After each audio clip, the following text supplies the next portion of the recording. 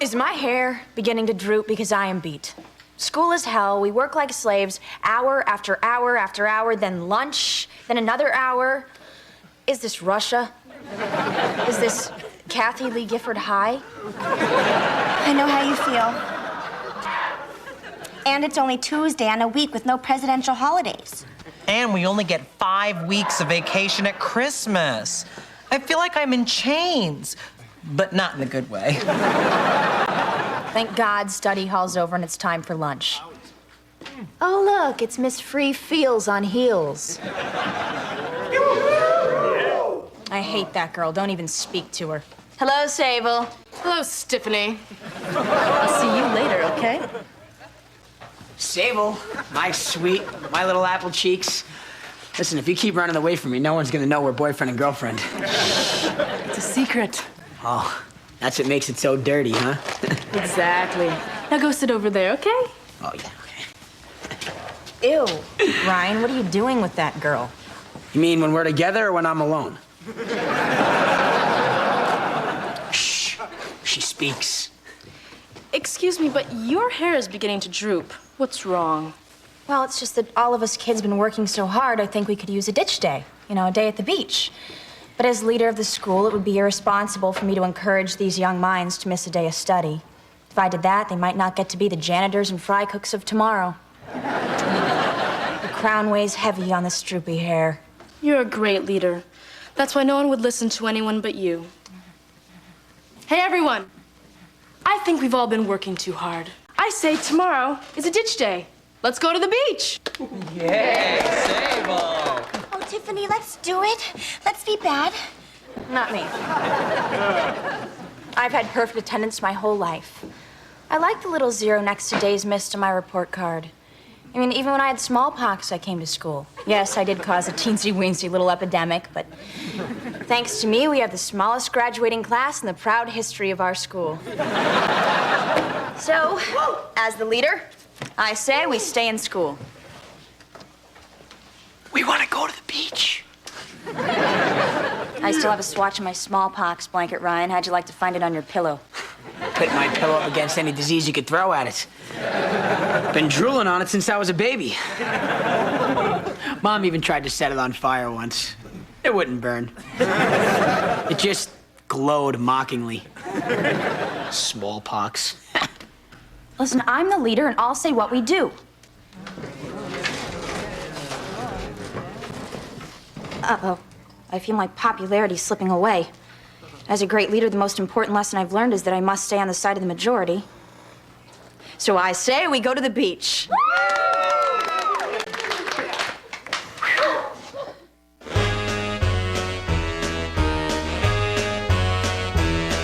Hit the road, Jack, and don't you come back no more, no more, no more, no more. Hit the road, Jack, and don't you come back no more. Oh, what you say? Hit the road, Jack, and Don't you treat me so mean? You're the meanest old woman that I've ever seen. I guess if you say so, I have to pack my things and go. That's right, hit the road, Jack, and don't you come back no more, no more, no more, no more. Hit the road, Jack, and don't you come back no more. Oh, what you say? Come on back.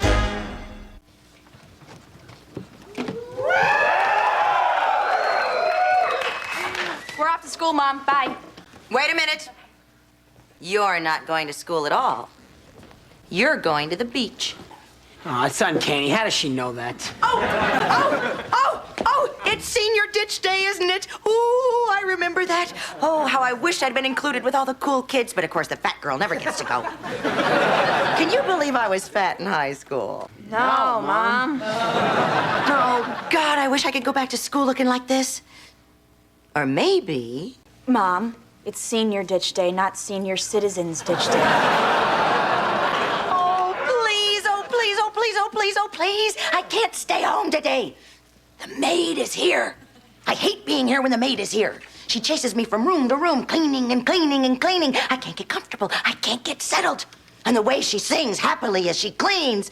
La cucaracha, la cucaracha. Just shut up and clean the floors. I mean, what is she so happy about anyway? She's making $1 an hour. Please take me with you. Mom, it's for kids. Kids. young people. Well, I'll just go to the movies then. You know what?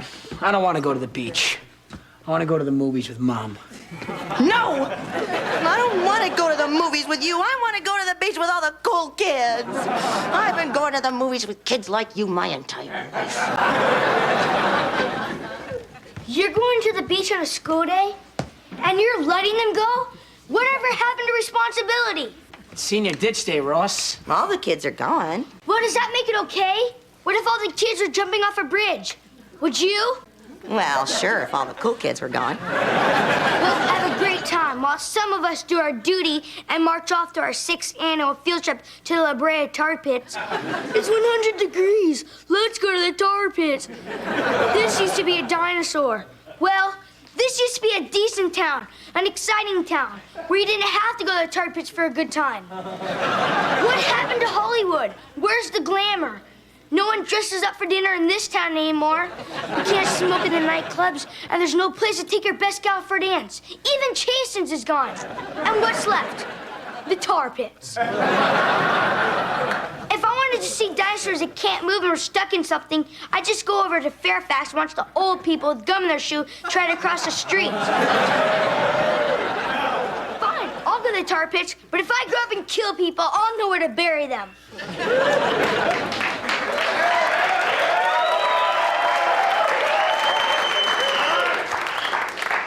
You okay now, honey?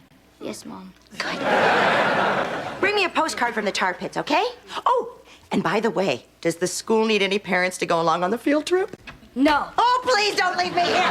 Take me with you, please. Mr. Floppy, I don't feel so good. Feel my head. Am I hot? Wait a month. You'll be hotter than Ted Danson. I'm burning up, I tell you. I'm delirious.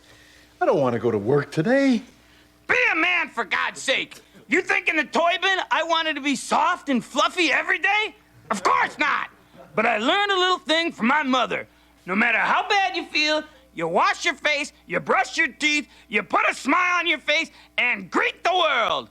That's what Mom did. Until she was bought by smugglers and stuffed with drugs and hauled across the border. She should have stayed home that day. The cops sliced her open on the evening news. You don't see a thing like that without going through some changes, mister. Same thing happened to my mom. Boy, every story I have, same thing happened to you. Can't you once just say, wow, that's incredible. You're really unique. I'm sorry, Mr. Floppy, but I'm sure you had a nice relationship with your father. Yeah, he had a lot of time for me with his big showbiz career. Yeah? Who was your father? Smokey the Bear.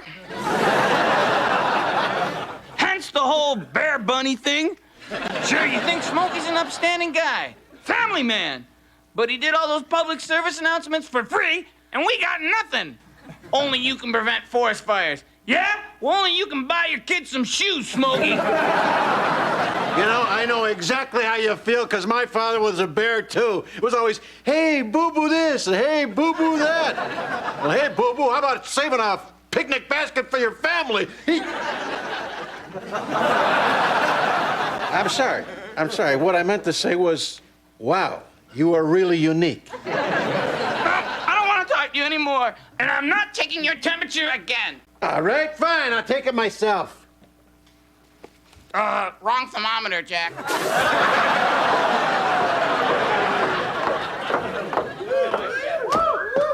Hey, what are you doing here? You were supposed to be at work an hour ago. Sick. Can't you see I'm sick? What are you doing here? The maid never comes down here. Ever since she found you with the bunny. She's a lying foreigner! We were just playing cards. Now look, Jack, if you're not gonna go to work today, take me to the beach. I gotta get out, honey. I can't stand the idea that the kids have a better life than me. Look, life stinks. Nobody's happy. So get used to it, quit your whining, and get ready to die. I wanna go to the beach. Hey, I've got 105 temperature here. I need someone to take care of me. Then you shouldn't have gotten married. Yeah, like I don't think about that same thing every single day. Let the games begin. We're from the Valley.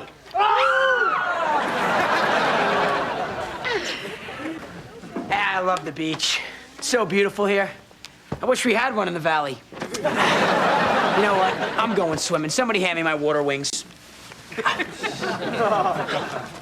Now, I know that some people might think of me as just some uptight white chick, but I'm going to prove to them that I can frolic with the best of them. My organizer, please. Dig toes into sand. Check. 4 seconds of beach ball.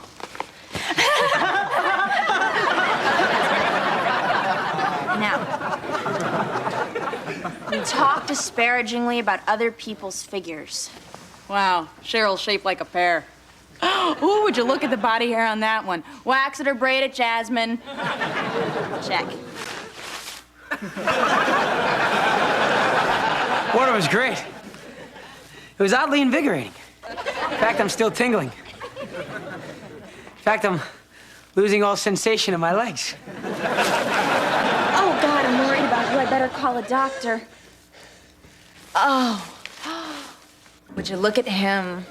He's the ginchiest, a surf god. He looks like a beer commercial for girls. If girls ever bought beer instead of just having it poured down their throats by guys who want to give them a back rub. What's the big noise? He's just a wet guy with long hair. I mean, I've seen better hair in the mashed potatoes in school. I just know he's gonna come talk to me. I saw you dogging that crazy lumber. You must be stoked that it's such a hooting day. So were the sets, like, really glassy when you jazzed them? Yeah. Uh-oh. I'd wig if you showed me how to shoot a wicked curl. Yeah. Look! Sable caught a surfer! She's the coolest girl in school. Let's be seen with her. Oh, God, I just lost a boy and all of my adoring friends. But I'll get 'em back. I'll get it all back. Tiffany, I have to ask you a question. My pleasure. What do you think Sable would want for her birthday? Everything I have.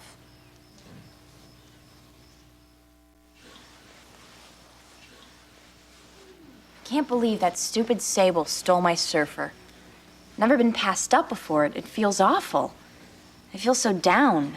Go for a swim. Made me feel great. Oh, I've got to get Moondoggy. He's the perfect man. He's everything I've ever wanted in a man.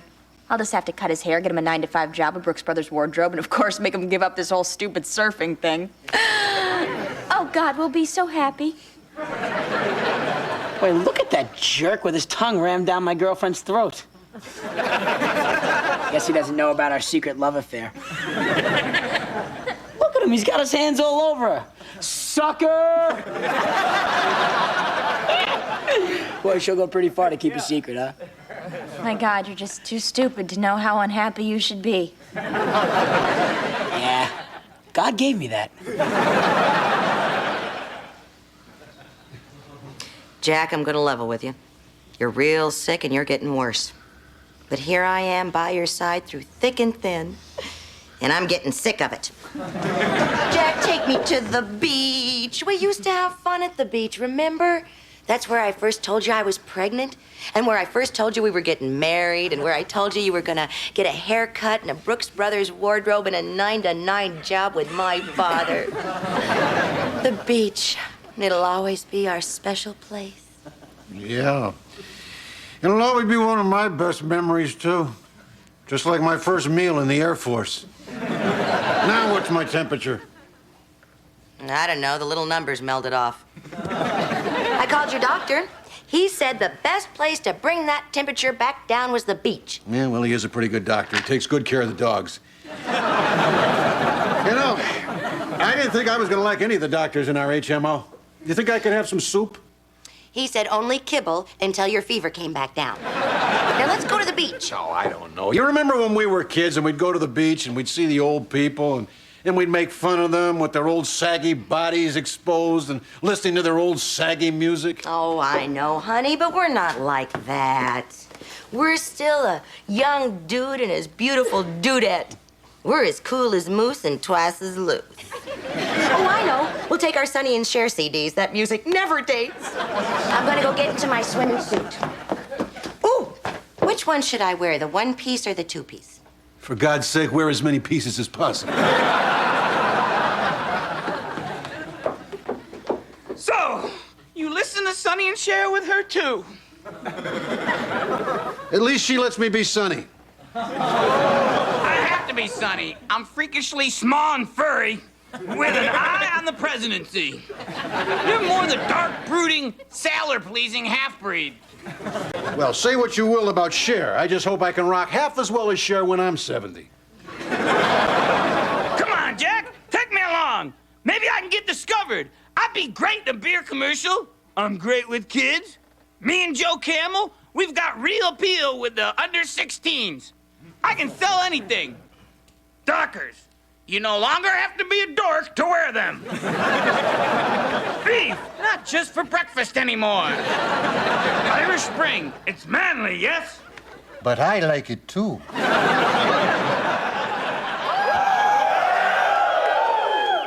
So glad everyone else is having a great time on beach day, which was my idea to begin with, even though I backed out of it and then tried to take credit for it again. The only way to salvage this day would be to win that brain-dead piece of meat surfer I wanted so much when it was my idea. You know, the thing is, now I don't even really want him. It's just that I have to get him, because I'm a girl. You can get that guy easy. You're the good girl. Haven't you ever seen those beach party movies late at night? No? Oh, that's because you're out on Friday and Saturday nights when they run on Showtime's Only the Lonely Late Night Loser Theater. Well, what usually happens? Well, I don't see the end because I usually switch over to catch HBO's Late Night Lonely Boy Frontal Nudity Theater. But at the beach, they always do something like this. Hey, gang. I think I know what would make this beach day perfect. Beer? No, silly. A spontaneous choreographed dance number. We're here on the beach and we're in the sun. We're risking skin cancer, but we're having fun.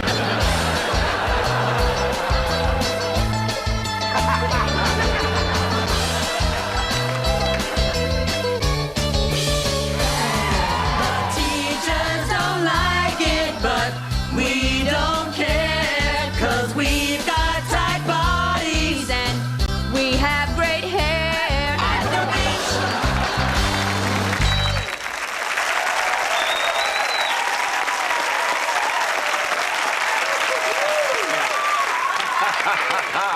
Hey, dig your sound. It's gravy. I'm Louie from Power and Money Records. I want to give you a recording contract, but it'll cost you $500 for studio time. Oh, cowabunga, that's totally radical. But where am I gonna get $500? Hey, sis, look what somebody put in the sand. Golly, I've never surfed before, but I've got a feeling with a little bit of luck and spunk, I can win.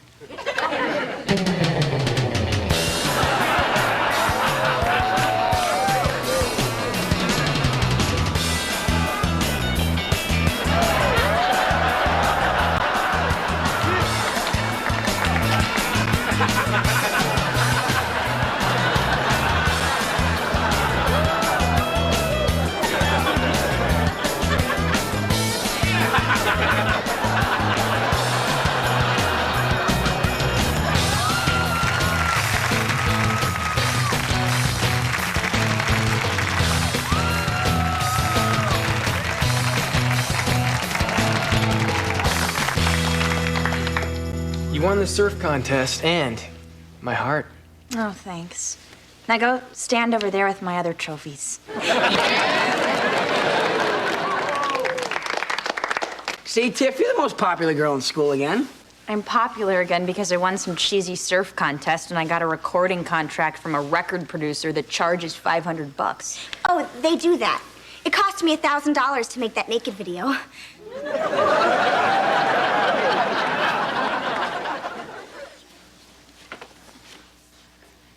God, I'm bait.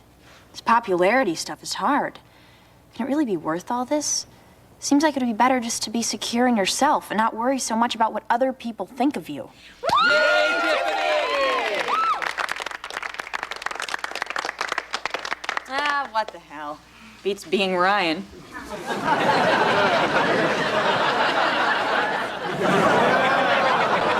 Old people! Ew! Oh, God, why does there have to be old people every place we go? We don't have to let them bother us. I know. I'll put on Sonny and Cher. The old people hate the rock and roll. You know, I really don't feel well. I don't care what my vet says. I think I should be in bed. I want to go home. I want to go surfing. Home. Surfing! All right. I'll tell you what. We'll arm wrestle for it. Oh, this is great.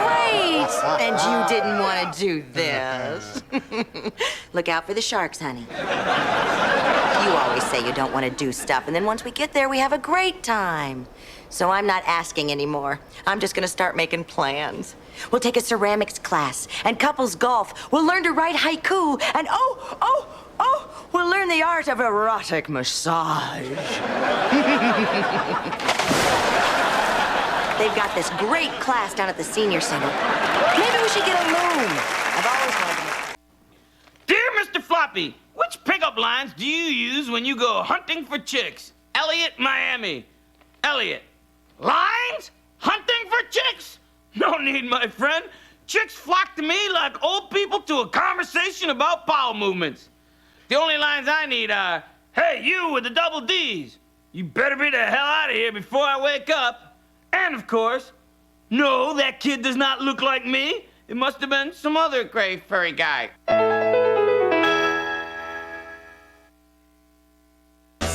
Come on back.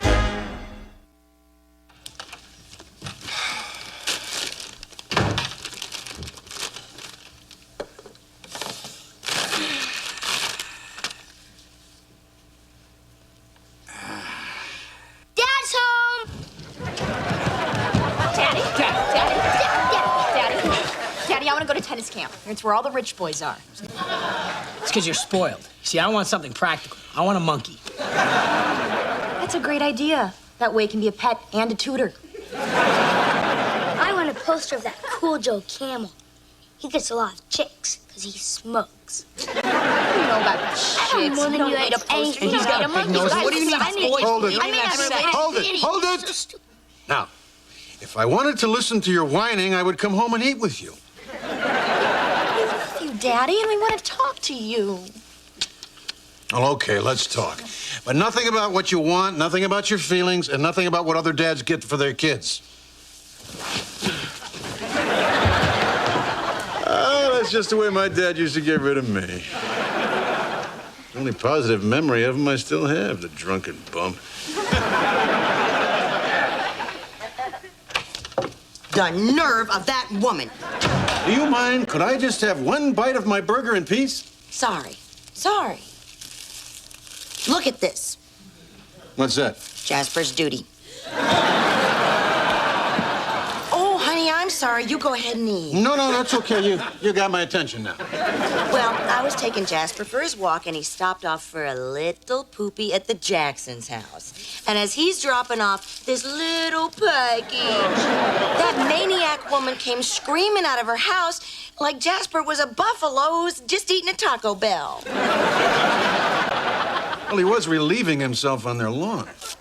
I was gonna pick it up. What am I supposed to do? Catch it as it's coming out of his keister? Who am I, Jack? Yogi Berra? I mean, come on, look at it. It's so cute. God, that woman was screaming so loud, Jasper didn't even get to finish his bowel movement. Well, why doesn't our neighbor like me? I took her a bundt cake when they first moved in. Well, speaking as someone who's had one of your bundt cakes, I'll tell you this. It took 3 weeks for it to move out. Come on, Jack. What are we going to do about the neighbor? Well, we seem to be stuck with them, so why don't you just try to make the best of it? Invite this woman over, turn on Ricky Lake, have some international coffee, and talk about woman stuff. You know, getting the laundry white, eliminating pesky household odors, and that mystery thing that makes you walk on the beach feeling all fresh. Jack, everything everything you know about women comes from TV commercials. If I believed all of that, I'd think men were only interested in beer and scantily clad women. Scantily clad girls. Look, why don't you just call this woman so I can at least eat my burger in peace, huh? Oh, all right, I'll call her, but you hold Jasper's duty for me. His duty is warmer than my burger.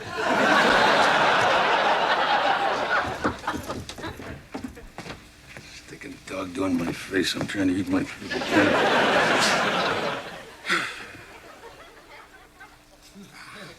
Where the hell have you been? You were supposed to be home at 6. If you're gonna be late, you should call. Or perhaps if there was some way I could get a hold of you. Not this again. Mr. Cool won't wear a beeper. You know you'd be calling me for every little thing. Like, you're lonely, you're bored, you want a mochaccino.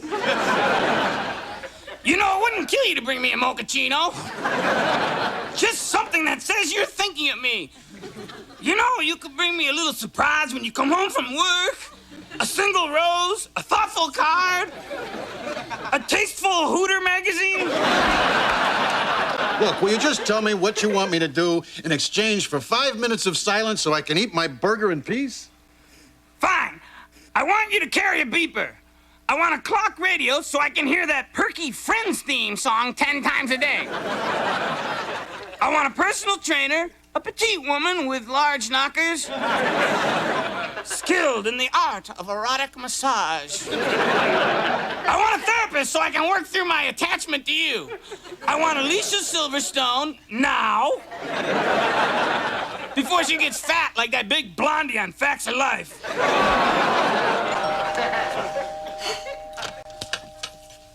Hi, come on in. Thank you. This is for you. Oh, that's amazing. This looks exactly like the cake pan I use. And the same cake. I couldn't get it out. My husband has the same problem. By the way, your lawn is beautiful. Oh, I guess your doggies don't duty on it. Oh, international coffee.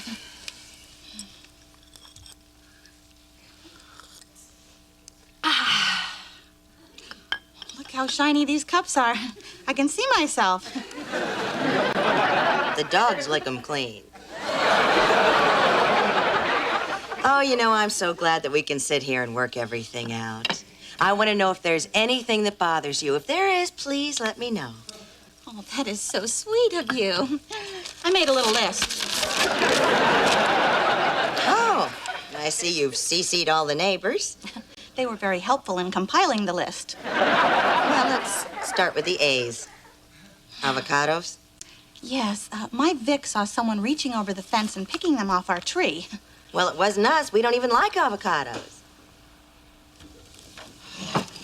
Guacamole?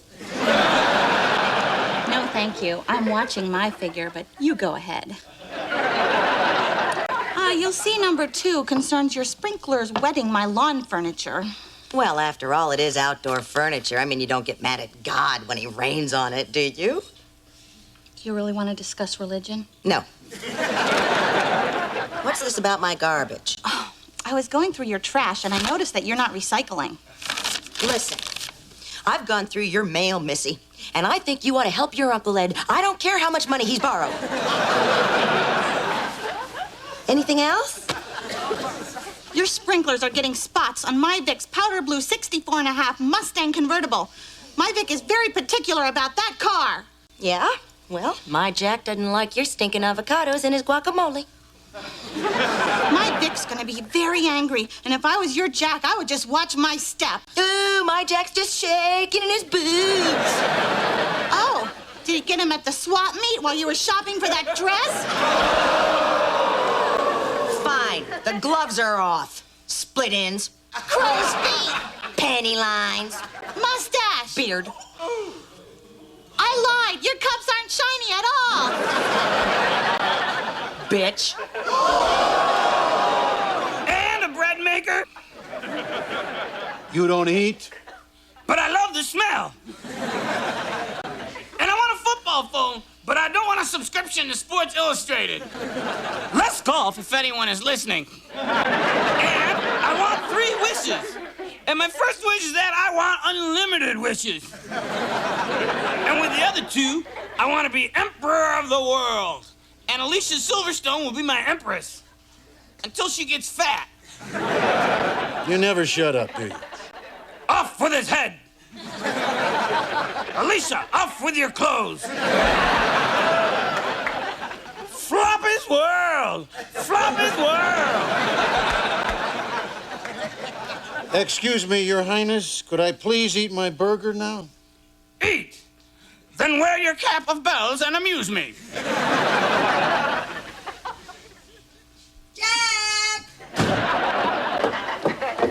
Honey, don't make any plans for Thursday night.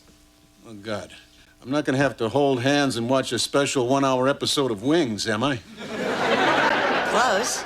You won't be laughing at this either. Honey, we're going to a fight Thursday night. Really? Do we have good seats? Oh, you'll be right where the action is. Oh, great. That's great. Who's fighting? You are. You're fighting the neighbor's husband.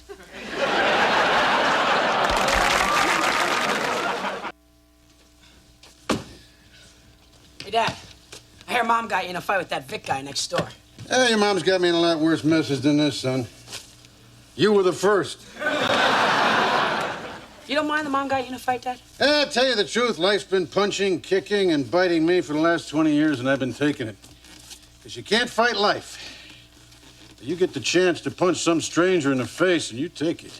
I thought you said fighting wasn't a way to solve anything. No, not for you. You have no chance of winning. Maybe you ought to think about this, Dad. I mean, you're an old guy. Your mouth fills up with blood when you brush your teeth. I brush pretty hard, son. Look, don't worry about me. Did I ever tell you I fought Golden Gloves? Every day of my life. Well, then you know your old man can handle himself. Not that I really care, but, did you ever see this guy? No, but the other day I was picking avocados for Mom. And I was looking at some of his clothes hanging from the clothesline. A lot of Harley jackets and shirts. Pretty big, too. Using one as a comforter. Really? Yeah. Well, I don't care. I fought Golden Gloves. You know, we skilled boxers actually prefer fighting these big savage guys. As they come in all slow, you know, swinging wide and wild. All you got to do is keep a cool head and come straight down the pike. Come on, try and hit me. I don't want to hurt you, Dad. You won't even touch me. Come on, come on. All right.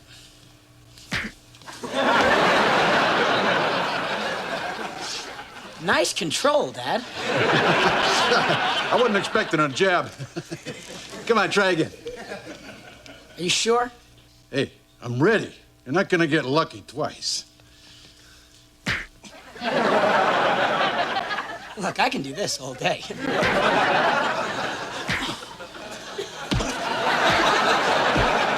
Why, you little... You told me. Dad, you kill you.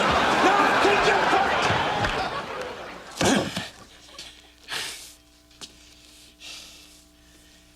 Well, that's enough for today. All you did was hang the bag. I did some road work. I drove down to the liquor store and got some beers.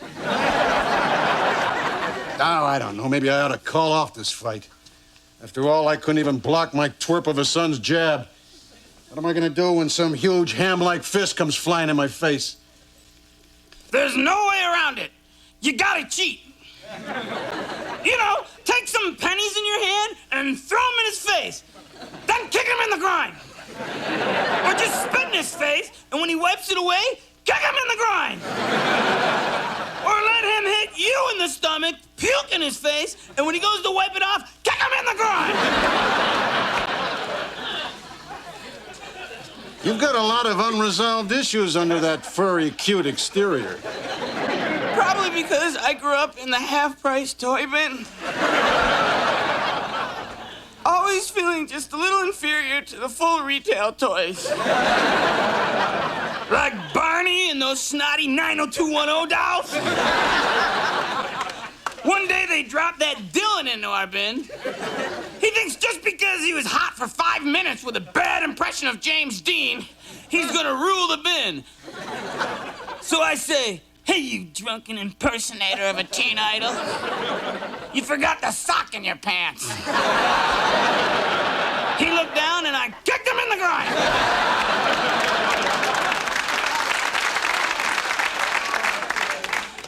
Then I had my way with the Kelly doll right in front of him.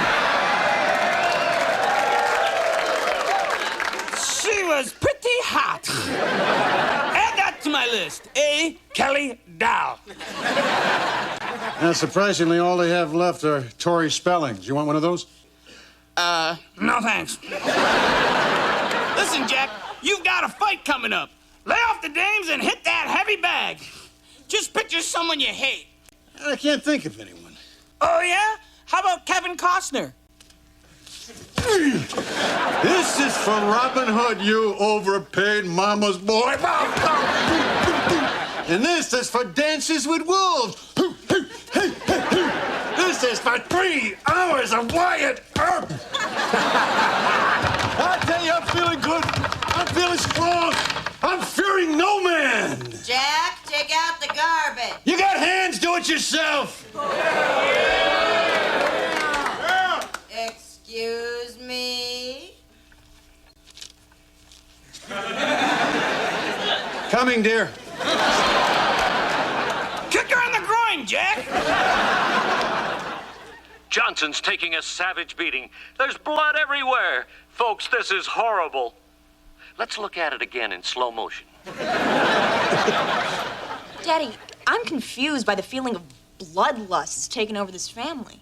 I mean, I understand boys fighting over me, but you're a grown man fighting over dog duty in a wet car. Actually, less than that. I'm fighting over your mother. Look, honey, I know this looks immature, but let's face it, I'm 40 years old, and everything I ever hoped for is never going to come true. What have I got left to live for except the memories of being a boy? And what beautiful memories they are, too. Yeah, the sound of a baseball card and the spokes of my new Stingray bike.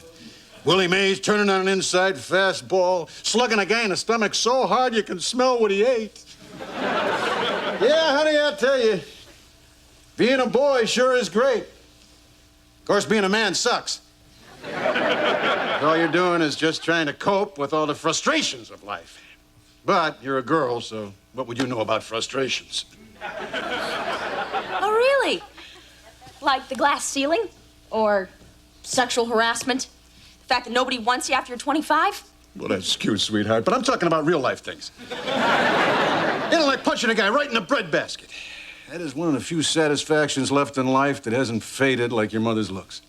But being a girl, I don't think you can ever truly understand that kind of visceral pleasure. Dad, about my monkey. Oh,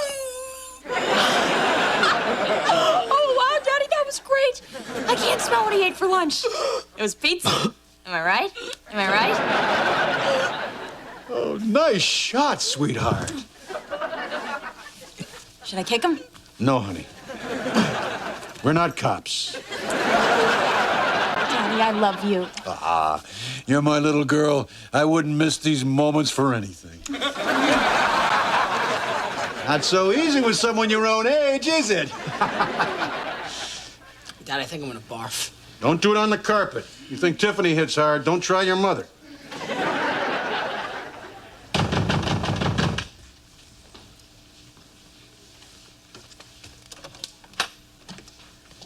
You, Jack? Yeah? I'm here to kick the hell out of you. I thought you were sending your husband, Vic. I am the husband, Vic. You're a girl. Take that back.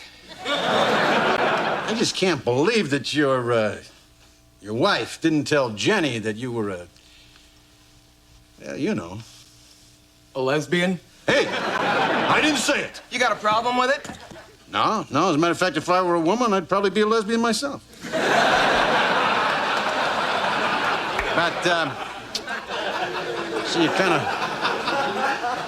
of put me in an awkward situation here, you see. Of course, that's Jenny all over again. She's always getting me into situations that she knows nothing about. Yeah, tell me about it. Susan's the same way. She's always getting on people's nerves, and then I've got to end up dealing with it. I know what you mean. You want to come in for a minute? Yeah. All right. Say, what is it exactly we're supposed to be fighting over? Something to do with avocados. I don't know. I try not to listen. All you want to do is come home after a hard day and eat a little dinner in peace. Yeah, but it's always something. Take out the garbage, fix the toilet, talk to me. God, I'd rather fix the toilet. Yep. There's always a job to do. All you want to do is watch a little football, maybe check out the latest Playboy. You see September? Oh. Well, it could be a lot worse for you, though. At least you're never going to have kids. She's trying to adopt. You can kiss your life goodbye, pal. You know, Vic, you're okay. You too. I tell you, I am a little bummed out, though. I was really looking forward to a fight. Yeah, me too. Well, what are we gonna do? I mean, I really feel like I need to hit someone. Well, I know this bar over on 5th Street. Maybe you and I could go toss a few jacks and see who looks at us sideways. Don't you worry about a thing. I'm sure there are gonna be plenty of guys look at us sideways.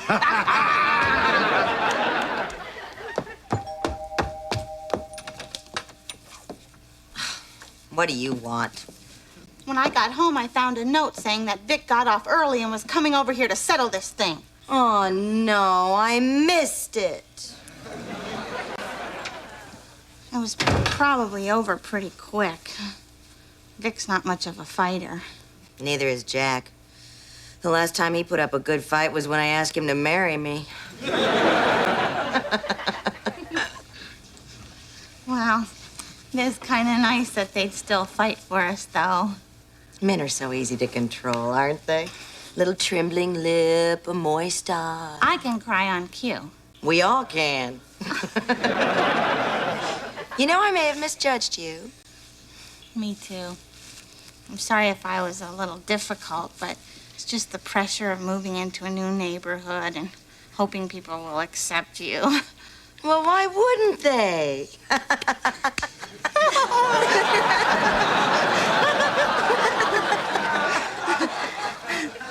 I like your dress. Oh, thank you.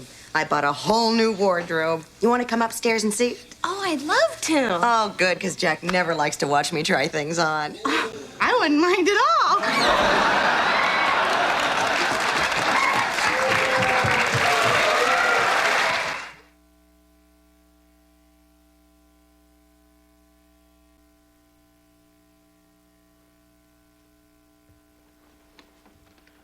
Found it.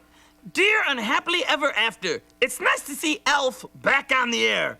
Although he looks very gray and sick and doesn't sound all that good either. Whatever happened to that nice family he used to live with? Wayne C., Muncie, Indiana. Dear Wayne, they moved to Indiana where they eat their neighbors. Pass the ketchup, Wayne.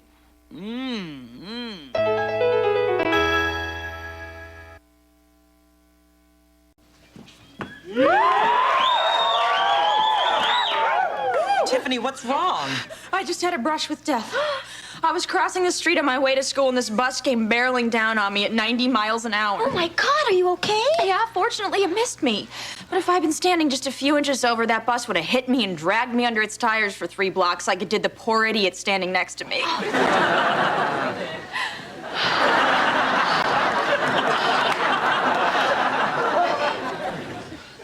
You guys aren't gonna believe what happened to me.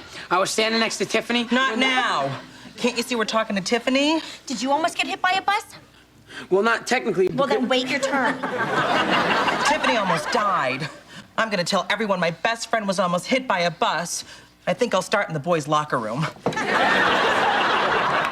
I'm gonna go with him. People deserve a choice. Hey, Tiff, do you think, you could help me down to the nurse's office? Could you give me a few minutes here? Something almost happened to me. Besides, what's the nurse gonna do besides put a thermometer in your butt and hand you a lollipop? Only my 2 favorite things is all. Look, this was pretty traumatic for me. While you were being dragged down the street screaming, "I don't want to go to the airport," I thought that could have been me. Had I been stupid enough to stop and bend down to pick up that bottle cap. I thought it was a nickel. It's all shiny and new. Didn't you see the bus? Yeah? Then why didn't you wait until the bus had passed and then stop to pick up the nickel? Well, it sure is easy to call the plays on Monday morning now, isn't it? You know, I just realized that I'm gonna die someday. Life is a party, and I'm still deciding what to wear. I've got to do something bad, something I've never done before. Not that. I want to get a thrill, not give one.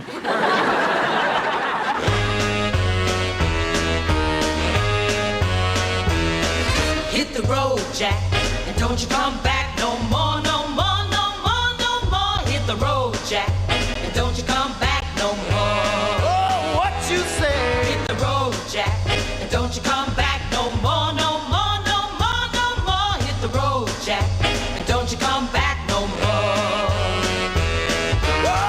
Oh, woman, don't you treat me so mean. You're the meanest old woman that I've ever seen. I guess if you say so, I have to pack my things and go. That's right, hit the road, Jack, and don't you come back no more, no more, no more, no more. Hit the road, Jack, and don't you come back no more. Oh, what you say? Come on back.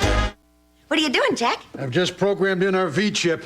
This is really great. Now I've programmed out all the offensive channels. You know, C-SPAN, PBS, CBS, and of course, I kept the Playboy channel. That's so soft-core. Boobies on vacation. Boobies on a boat. Boobies playing volleyball. Scuba boobies. Can't they show anything else besides a bunch of boobies? Whoa! Oh, brother, would you look at that? Now that's naked. What channel is this? Public access. This is Gina, the naked psychic. She comes on right after the vacation slides with Uncle Randall. Who on earth would find this kind of smut entertaining? Wow! Go, Gina, go! What are you doing? We can't let Ross watch this. You're absolutely right. Let's see what else is on. Ah, here's the Killing Channel. No nudity on here. This should be okay for him. Cool.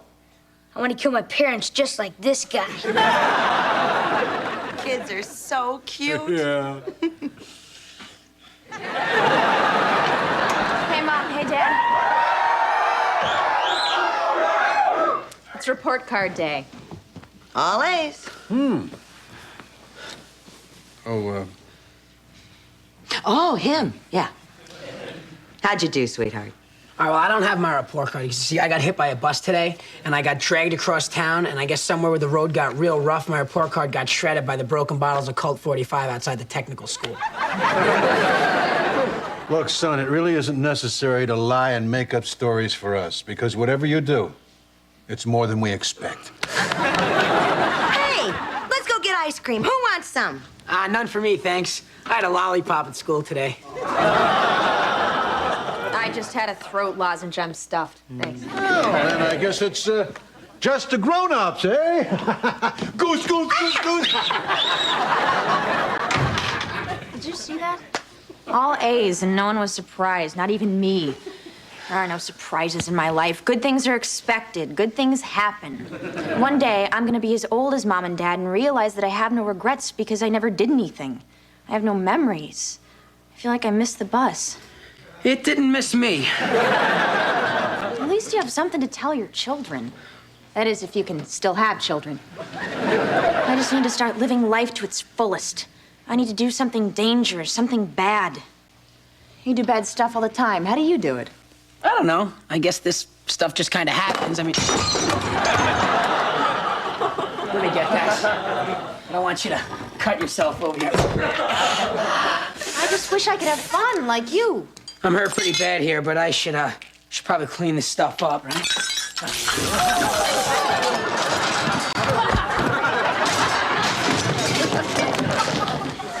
There's that darn moose.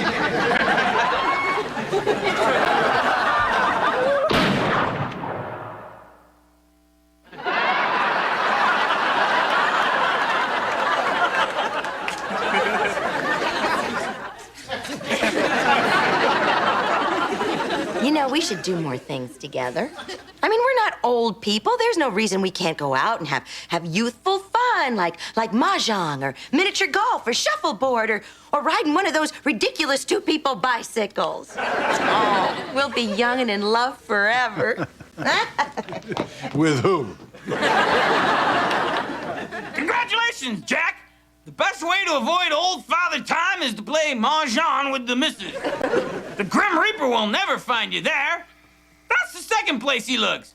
After a quadrophenia tour. Come on, Floppy. Just because I want to spend a little time with my wife doesn't mean that I'm old. Just having a wife makes you old. Am I old just because I long for the good old days? When a man was a man and a woman was a woman and they never met except at dinner? Maybe for 10 minutes in the dark on a Friday night? Yep, back then you could have a good time for 5 cents and $5. Coke was a nickel and a hooker was $5. That's great, Jack. You're turning into Cosby. Not the lovable, cuddly one who was such a hit on NBC. I mean the crotchety old dead weight that's decomposing on CBS every Monday night. Really? Well, could an old man do this, do you think?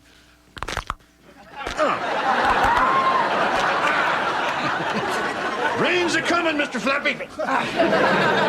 You got some moves Brian Dennehy would sure envy.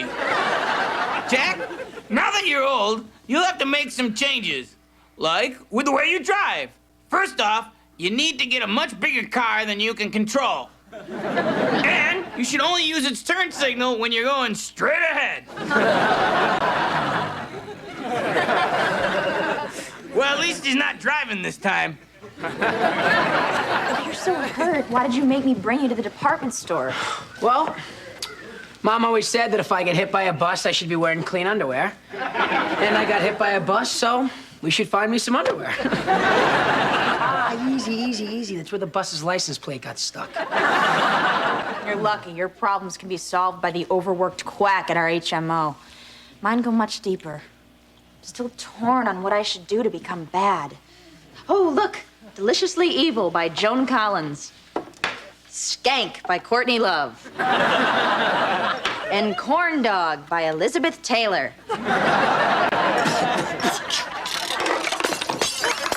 Oh, you broke Musk by Roseanne.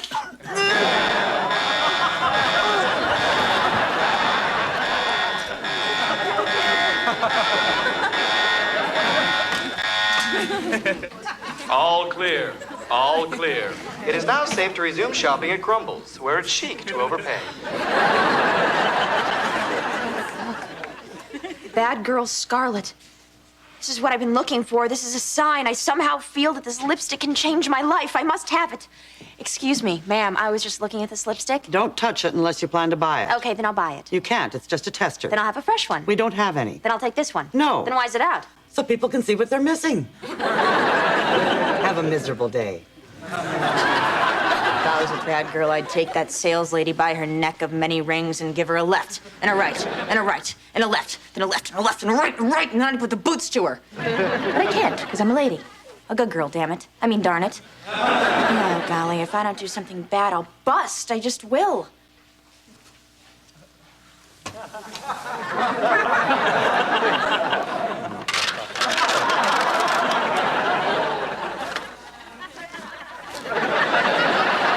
You believe this store doesn't validate parking? I think I know what I can do to become bad. But I need you to create a distraction, so go break something. Break something? That would be bad. I'm a good boy. I tell you what, go check the price tag on that Lalique crystal Stonehenge back there. Uh-huh. Yeah.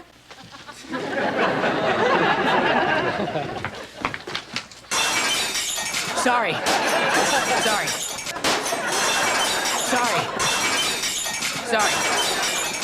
It was $9,700, sis. Hey, what's this?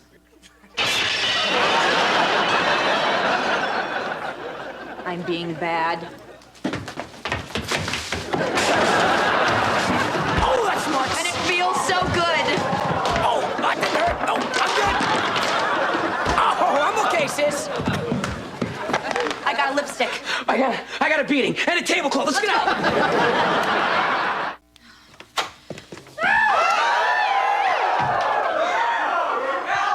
Stealing this was fantastic. This must be what Juliette Lewis felt like in Natural Born Killers. I'm gonna be a bad girl from now on. I'm not even gonna hang up this sweater. I'm just gonna throw it right down on the couch. Just like that. Of course, I'll fold it first.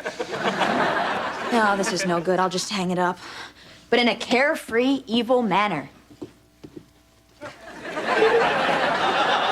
Okay, let's see. What bad thing can I do now? Oh, I know. This is gonna be great. Watch this. Hello. Do you have Prince Albert in a can? You do. Well, then I'll take some. Thank you. Well, I guess you can't go bad all at once, huh? Are you kidding? I just bought a tobacco product. Hey, you're right. Who be bad? I be bad.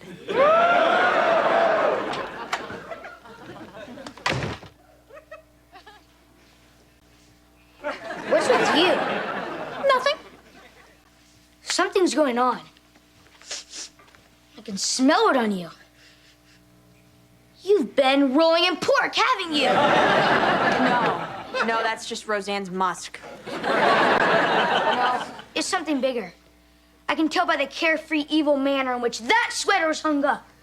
Spill it, Missy. Okay, fine. I stole a lipstick from a department store. Is Gidget having a bad girl phase? I've been there, man. I went through a rebellious phase when I was younger, too. I mean, I wasn't always the together kid you see before you today. I set off firecrackers. I ran with scissors. I horseplayed near a pool. I even rebroadcast a football game without the express written consent of the National Football League. That one cost me my kneecaps. So take my advice. Do whatever you want, but just don't screw with the NFL. I don't know why he has to spell it in front of me. I know what niffle is. I mean, I've seen him in magazines. Oh, what a square. I mean, if people really paid for their crimes, then how'd Brooke Shields wind up after Seinfeld? If there was any justice in the world, Foxworthy would be out on the interstate hunting with a spatula. But there is no justice, and I love it, because I'm bad. Let's see, what bad thing should I do next? It has to be something really evil this time. Hey, I know. I have a big test coming up tomorrow, and I'm not gonna study. Suck on that, John Q. Public. Who knows? Maybe I'll run out and join a motorcycle gang or stop taking vitamins. She's unpredictable. She's a renegade, an outlaw, a rebelette. From now on, my name isn't Tiffany. It's Tuffany. Can I say something now, please? No, you're just here so it doesn't look like I'm talking to myself.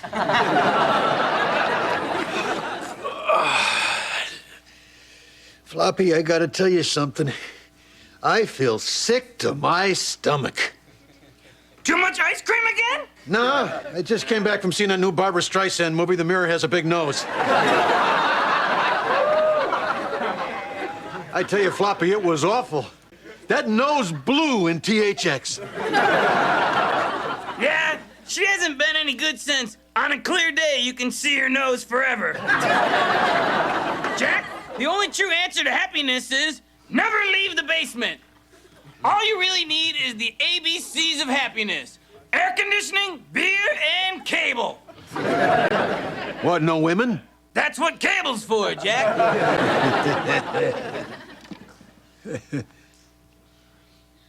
Is that a woman? No, that's Streisand. Turn it off! Turn it off! I can't. The controls are broken.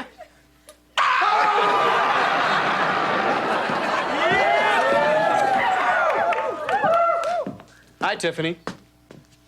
It's Tuffany. Hey, guys. Hi. Check out my tattoo. It's Popeye. I've always had a thing for that butt-kicking philosopher who yam what he yam. Arr, arr, you unintelligible, enigmatic little sailor man. God, didn't that hurt? Actually, it's an iron-on. But the paper stuck and it pinched a little. I started to tear up, but then I remembered that rebels don't cry. They wear leather and bad girl scarlet. Is that the lipstick you stole? Actually, I went back and paid for it. I mean, bad is one thing, but stealing from a big faceless corporation is just plain wrong. Big test today. I have Tiffany's left side. I have her right side. How come no one wants to sit next to me? Because you smell like Roseanne's musk. I've been doing everything I can to get rid of that smell.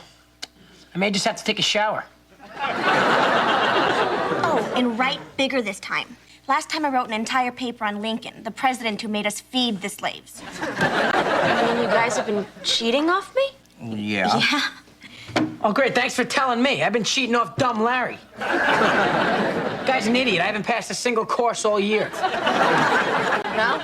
You guys are just gonna have to cheat off someone else because I didn't study. Oh my God, what? The whole class depends on you. Not me. I cheat off dumb Larry. What a dilemma. This bad girl thing just isn't working out. I should have just realized that I am what I am and it's all that I am. I mean, it's wrong that all you people who didn't study should fail just because I didn't study. Oh, have your identity crisis some other time. Can't you see we're all counting on you? Not me. Counting on dumb Larry. Dumb Larry quit school and joined the Navy. Now he's in charge of a nuclear sub. Well, that's fine for our country, but who am I gonna cheat off of now? There's only one man that can fill dumb Larry's shoes. I must find retard Ray. You have 4 minutes to learn the entire Renaissance. Can you do it? That book's awful thick, but if there's one thing I've learned from Popeye, it's that when you're standing up to a big bully or a big book, you need proper nutrition. Like spinach.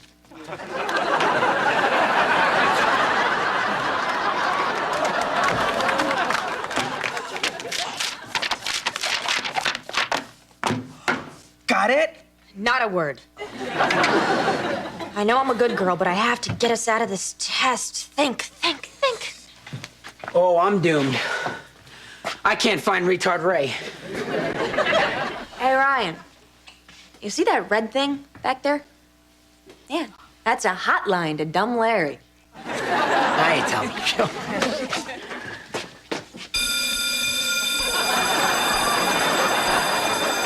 Hello?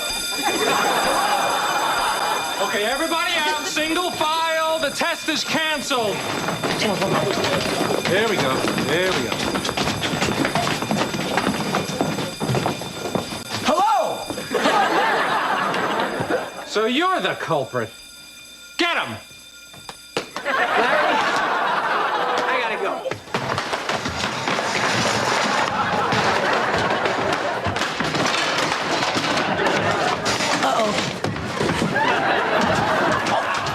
Oh, gee, tender spot.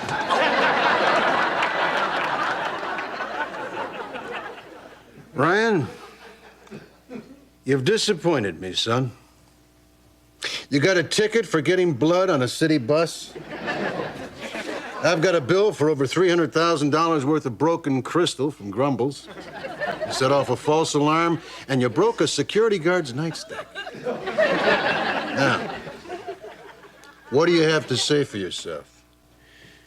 Glum, gloom, gloom, baby. Well, that I've got brain damage and I can't form word stuff may work at school, but not here at home, mister. Daddy, please don't be mad at Ryan. It's not his fault. Oh, now wait just a little minute here. You're not saying it's my fault, are you? I never wanted him in the first place, and he knew it. I told him every single day since he was 3 years old. Isn't that right, son? Sure, it's always the parents' fault. I mean, I know you're not supposed to drink when you're pregnant, but I couldn't help it. You saw your mother's pregnancy photos? The ones in the red hot pants? Daddy, it's not you, and it's not Ryan's fault either. It's my fault. It's me who caused all the trouble. Mm-hmm. So now you're blaming your sister, huh? All right, that's enough of your smart mouth. You need to be punished. So get ready for the worst. That's right. Barbara Streisand Film Fest. Starting with Yentl, the director's cut. Oh, no. Yeah. You can talk now, can't you? club.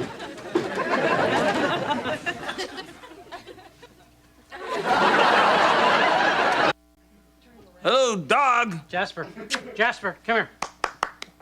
Call him in. All right. I like the way you go away. Come on back over here, sweet thing. Ah! What the hell is wrong with you? Are you on the cuckoo juice? That's the last time you have lunch with Kelsey Grammer. Woo!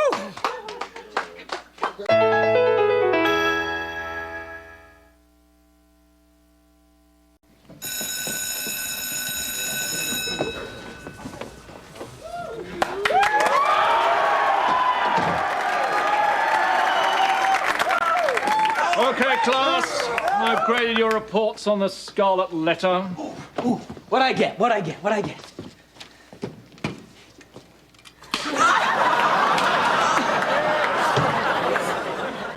An F. Wow. Just like Demi Moore in that movie. You know, The Juror?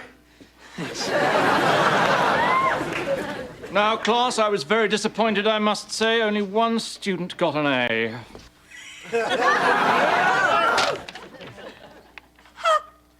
A B? B. Wow. It's like the first time in 10 years you got anything but an A. God, you must feel like dirt. Wait till I tell Paul Zimmerman, school reporter. All right, maybe I shouldn't say anything. I can keep a secret. By the way, did you know Zimmerman's gay? Did you hear about Amber's yeast infection? Mr. Monteleone, there must be some mistake here. Oh, I get it. This is a joke. You guys, where's the camera? Is it April 1st? It's no joke, Miss Malloy. Your grade is correct. Amber, you were the only one who got an A. Wait till my parole officer hears about this. But I wrote an imaginative essay comparing Hester Prynne's struggle to the charges against Benazir Bhutto in modern-day Pakistan. All she did was write exactly what you said in class. Hester did a bad thing and was punished, as she should have been, the little tramp. Well, I read it 40 years ago, and that's what I remember. Now, rather than weep about your grades, prepare yourselves for next week's oral reports. They will determine your final grade. Mr. Monteleone, I still don't know what I did wrong here. I mean, isn't the whole point of reading books to form your own ideas, to stimulate thought, to interpret? You're cutting into my coffee and cigarette time. Your grade is a B. I can handle a B. I'm not one of those kids that's driven and driven and driven to get an A no matter what. I can deal with a B. No, I can't. What are you complaining about? I got staples in my chest. You don't see me crying. Shut up.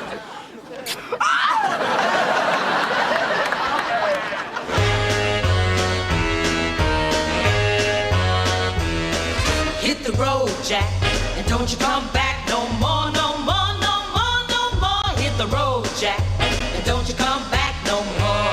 Oh, what you say? Hit the road, Jack, and don't you come back no more, no more, no more, no more. Hit the road, Jack, and don't you come back no more. Oh, woman, don't you treat me so mean. You're the meanest old woman that I've ever seen. I guess if you say so, I have to pack my things and go. That's right, hit the road, Jack, and don't you come back no more, no more, no more, no more. Hit the road, Jack, and don't you come back no more. Oh, what you say? Come on back. You gonna go to work today? I don't feel like it.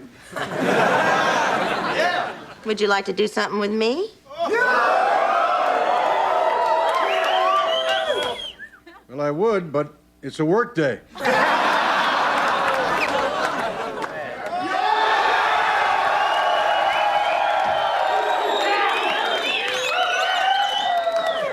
What's wrong, sweetheart? I got a B. Honey, it's not your fault you're totally uncoordinated. You get that from Daddy. It's not Jim, Mom. I get all A's in gym. Ms. McGuire, or as she likes to be called, Butch, seems to really like me. She's very sweet and throws a heck of a shot put. My problem isn't English. I got a B because I have my own opinions. This teacher just wants everything parroted back to him. He doesn't want people to think for themselves. Is that what he wants? Yeah. Anything he says about any book, you just repeat back to him and you get an A. You mean anything that he says about any book, you just repeat it back to him and you get an A? Exactly. Is that any way to learn? Is that any way to learn? Exactly. So now everything's writing on my oral report. I have to choose a book. Oh, let me help you with your report, honey. I read constantly. Here's a few of my favorite books. Love's Passion. Passion's Love. A Slave for Sally. Oh, Fabio. I knew Fabio before he was Fabio when he was still just a drawing. Why, I dreamt of him just last night. Fabio. Fabio. So you're saying that you weren't saying that I was fabulous in Italian? I mean, the way you were screaming, I thought I was hitting a home run. No, honey, just a usual single up the middle. Single up the middle, that was a triple. Or at least a double, maybe a ground rule. Call it a sacrifice fly. Here's my report card. All A's. That used to be me. Now I have a B. For bad. I got an F for phenomenal. Kids are upstairs talking about their grades. As if grades had anything to do with the real world. Yeah, you got D's and F's, and it didn't stop you from getting a cushy job at the used car lot. Bet you couldn't wait for your 20-year reunion, eh, Jack? Hey, it's Jack Malloy, the used car salesman. Gee, I wish I married him. I could be driving around in a 5-year-old Taurus. What? You know, sometimes I wish I could go back to high school for a while. I'd be just like those kids on 90210. They're my age. And I got more hair than that Dylan. And I'm a lot more fun than those kids on Party of Five. A root canal is more fun than those Party of Five kids. You know, the entertainment industry could use a new action hero. They're all either too old, too fat, or don't speak English. Or like Stallone, all three. Folks, introducing Rex Floppy. He takes his women like Noah took his animals. 2 at a time.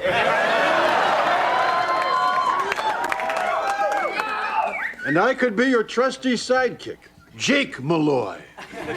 Who takes his women like he takes his pizza. Cold, greasy, and leftover.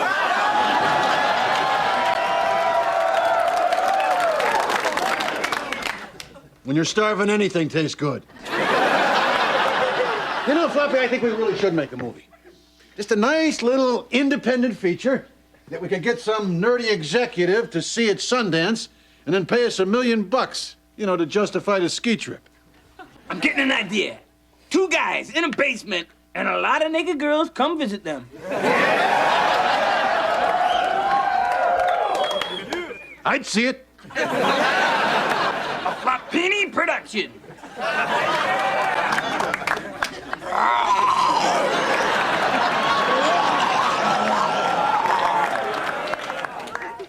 So, are you ready to...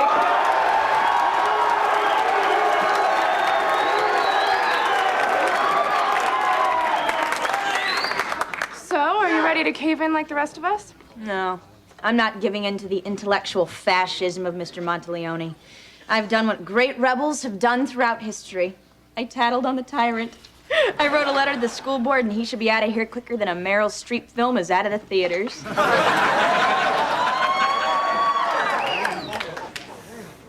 Well, class, I hope you have your oral reports ready. Remember, this is for your final grade. Today, Ryan Malloy is going to tell us why Herman Melville is the greatest author of all time, and about the novel Moby Dick. Written in 1851 about a sailor chasing a big white whale. Ryan? Herman Melville is the greatest author of all time. Very good. And he wrote a book called Moby Dick, and it was about a white whale, a big one. And did I mention he was the greatest author of all time? A big one. Darn near excellent, Mr. Malloy. What about the fact that some say Melville beat his wife? Wouldn't it be thought-provoking to discuss whether we should judge a writer more harshly if he was a monster in real life? What about the parallels between Picasso and the new work on Bruno Bettelheim? And what about my prostate? What's all this have to do with the price of tea in China? The only thing that's relevant is what I say is relevant. We'll see about that. Oh, we saw, Miss Malloy. Yes, I know about your little letter to the school board. They agree with you, but they can't do a thing about it, because no one wants this job. So long as I don't mention God in this classroom, I can't be fired. You said the God word? Who's going to believe you? God, God, God, God, God. See, no one can stop me. I may not be able to afford a Geo Metro, but I can do this. Your paper deserved an A, but you get an F. Why? Because I can't pay my electric bill. I can do what I want. Not out in the world, where I'm just a crazy old man living on cat food and stealing apples from Lucky's.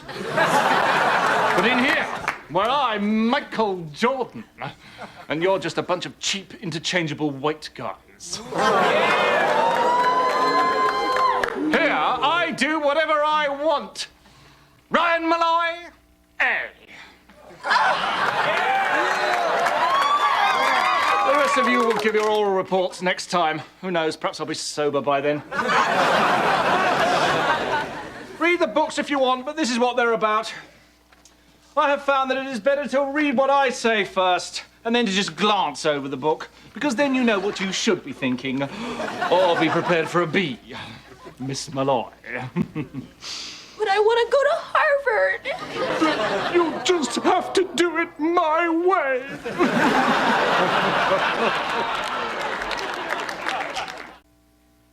Now that was a triple. You barely beat out that bunt. Hey, guys. How'd it go in school? Oh, this parroting thing really works great. It's a breakthrough, an epiphany. That's the right word, right? Did you hear someone use it that way? Yeah. Yeah, that's the right word.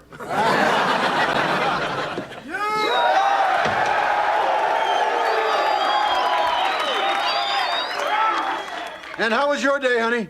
Dirt, duty, caca. I want an A. All right, well, you better let me help you with your English homework. Here are Mr. Monteleone's opinions on all the books for the final exam.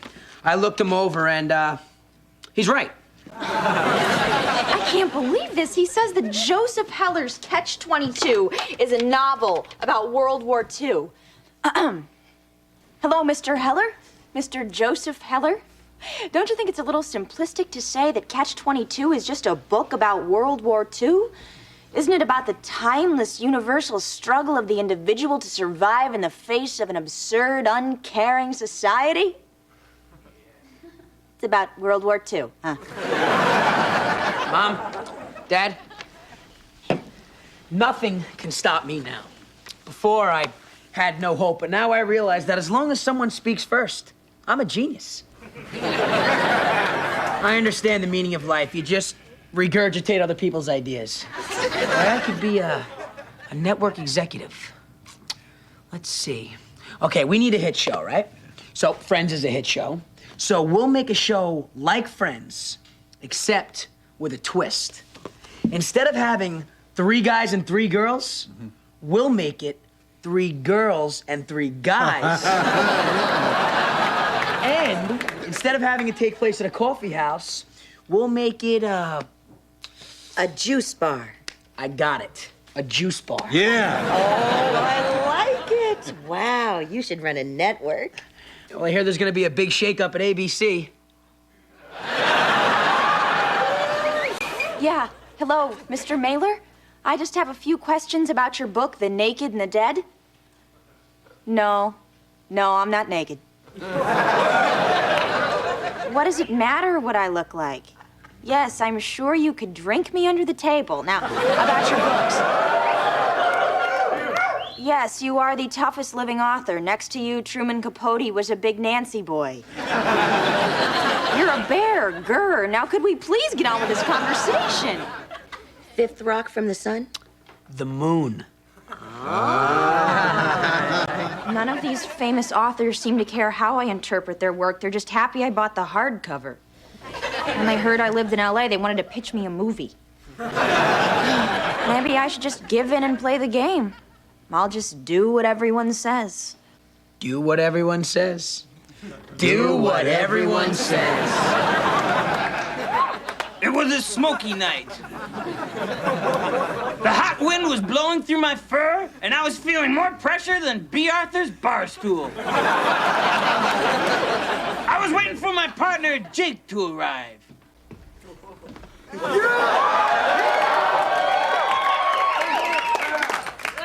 Howdy, partner. Jack, what the hell are you doing?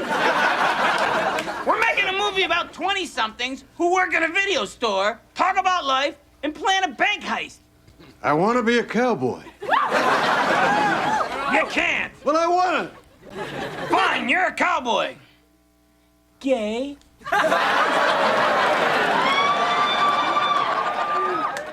So, when are the chicks coming? Soon, Jack, soon. All right, take one. So here we are, two 20-something clerks in a video store, one of whom is a cowboy. A man's man. Well put, Jack. You know, a lot of this plot revolves around breasts. You did get some girls, didn't you? You bet your little booties I did. I went down to the bus station and I handed out flyers. Young girls wanted, underline the word young. Nudity required, major motion picture. Come to my basement. I think I hear the girls coming now.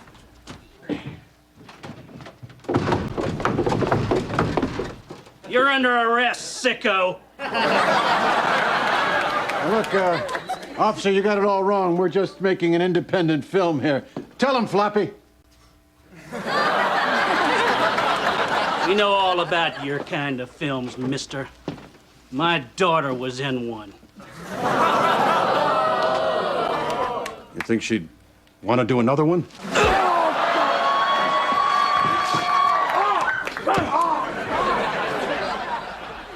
Yep, it was a smoky night, and the only sound was the thump, thump, thump on the tender skull of a midnight cowboy. Fade out.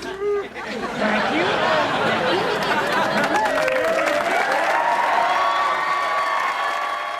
So, in conclusion, you're saying that Hamlet is a play about a Danish prince. And at the end... Hamlet is a play about a Danish prince. At the end, everybody dies, which teaches us that everybody dies. Very good. Thank you, Alice. You get an A.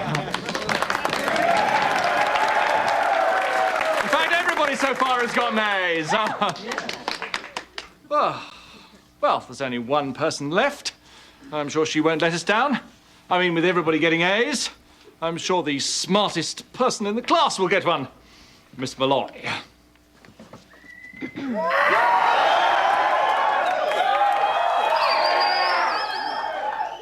Hamlet is the best play ever. It has 5 acts. It is by William Shakespeare. It is about a Danish prince. At the end, everybody dies, which teaches us that everybody dies.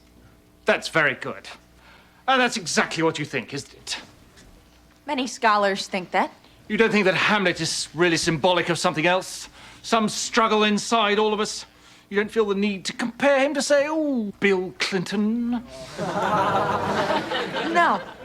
I know you've had other thoughts before about all of this, but I think you can see this is a clearer, more concise, more accurate reading than yours, that your reading was completely wrong. Don't you think so, Miss Malloy? Yes. No. I completely disagree. Am I the only one here who sees the irony in this? Hamlet's problem is that he thinks too much, yet no one in this class thinks at all.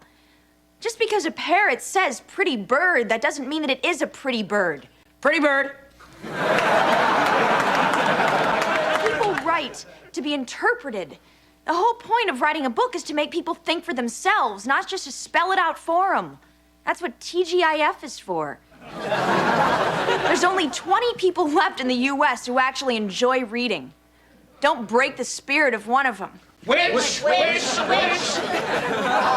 bird. Pretty bird. Yes, I like to read and I admit it. And I like to think. And if you think that I don't deserve an A because I think, then you know what? I don't want your A. I got a B. Oh, Mr. Monteleone gave me a B. My life is ruined. My perfect record is ruined. I got a B. A B, a B, a B. Actually, you got a B minus. Which is pretty much a tarted up C plus. So, you pretty much got a C. Jack, you think you ought to talk to her? Nah, she'll get over it. It's not like it's gonna affect the rest of her life.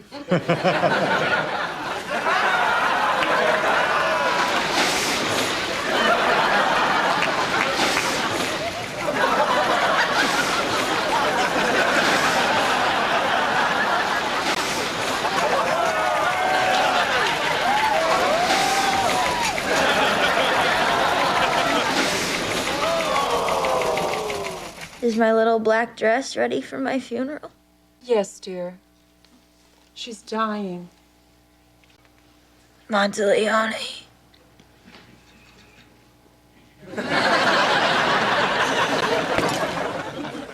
It's over. She's gone. Her final word was Monteleone. Monteleone. What the hell does that mean? Pretty bird. Who let the president of ABC in here? We're number 7 now. Dear Mr. Floppy, how do you stay in shape? Monique G. Milan. Dear Monique, I know it's a cliche, but I have Derek, my personal trainer. Check out these guns. I got it all. Well, let's face it, it's all steroids and diuretics. Remember out there, kids, Mr. Floppy doesn't drink until the job's done. Job's done.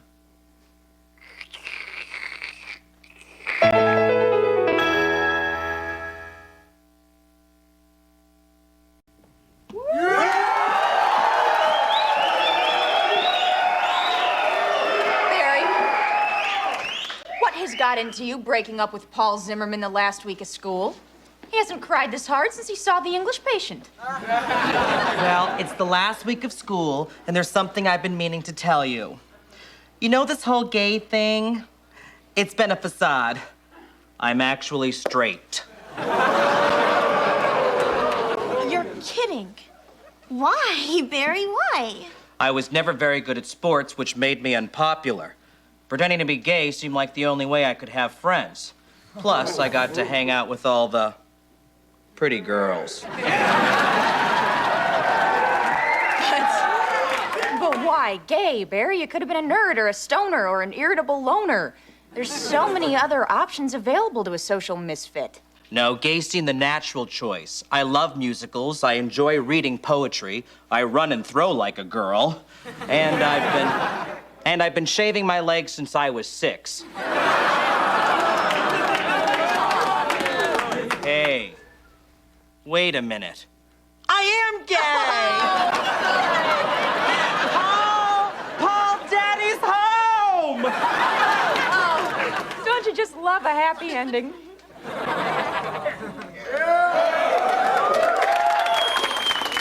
Well, today's a big game. Bunch of college scouts coming to see me do my thing. Got the highest on-base percentage in the league. Yep, no one in the history of high school baseball has been hit by more pitches than me. Doesn't all of this getting hit by pitches hurt? Of course it hurts. Otherwise, everybody'd be doing it. Doctors are actually surprised I don't have permanent brain damage. By the way, who are you people? I'm your sister. I think I have a letter for you. Two vaguely familiar old people gave it to me and told me to give it to you. You mean Mom and Dad? Are you sure? I mean, they didn't seem to love me or anything. Yeah, that's them. Give it to me.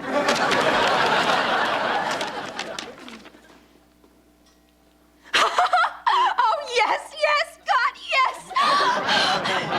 And that's not bad, but guys like it if you can yell their name in there somewhere. Amber, this is not a man. I was just accepted to Harvard. Who could I hurt the most with this news?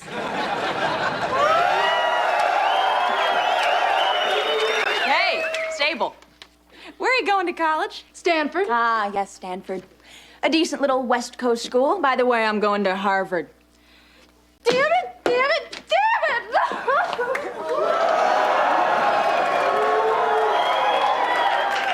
Oh, there.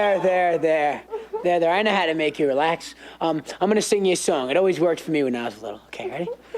Hush, little baby, don't you cry. Papa's gonna buy you a pizza pie.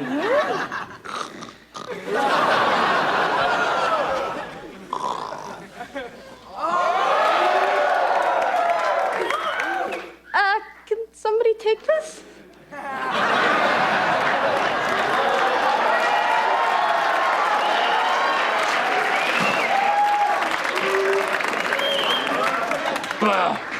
Ah, Mr. Monteleone, you preening, asexual, B- giving, power-mongering, rum-soaked excuse for an English teacher. Suck on this. I'm going to Harvard. Ah, how wonderful. The most elite school in this nation. Yeah. Thanks to my teaching, you'll be woefully unprepared. I'm sure you'll fail completely there. Aside from which, Harvard costs $28,000 a year. Your father couldn't make that much money in a lifetime. See you at Burger King, Miss Malloy. I can't wait to make you hold the pickles.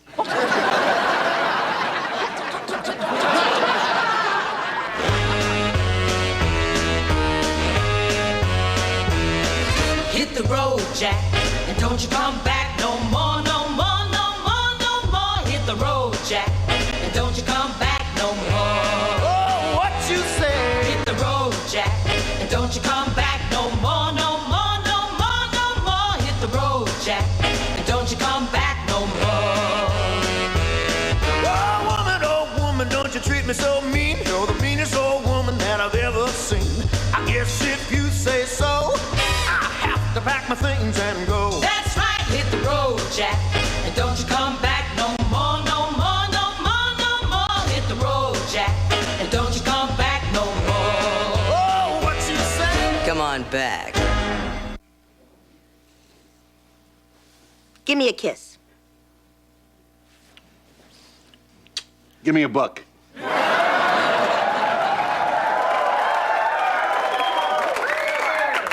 This is not a job. Not for you.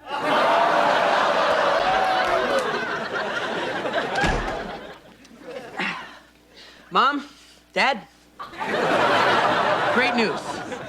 I caught a pitch in the head.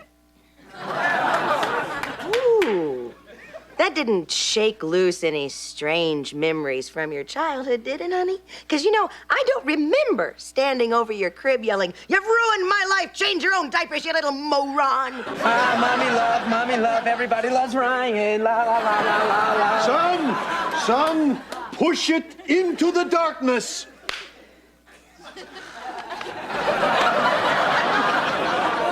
So tell us, son, why did you choose to take a ball into the head? Well, I mean, I was already bent over from the 20 shots I took in the crotch.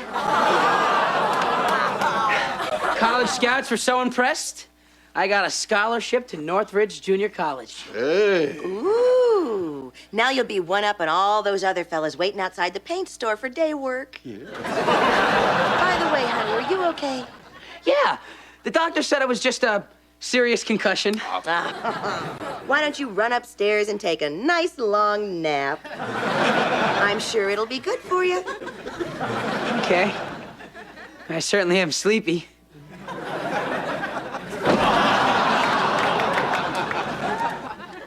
He always was a good sleeper, God bless him. Even as a baby. Well, my gin-soaked breast milk didn't hurt any. Mom, Dad.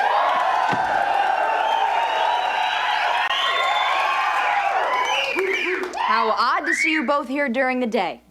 Great news. I just got accepted to Harvard, and all it's going to cost for the first year is $28,000. Woo! That is gonna be one heck of a summer job, huh? I'm not going to get a job. I'm not an orphan. You do have the money, don't you, Daddy? Of course. Of course. Oh, I love you, Daddy. Oh, and Mommy. Mommy, I love Daddy. I love Daddy. I love Daddy. Yeah, well, I'd love you too if I thought you had $28,000. Well, just because I don't have the money in the bank doesn't mean I don't have a plan. It's just about ready to all come together right about now. And today's Super Lotto numbers are 7. Damn!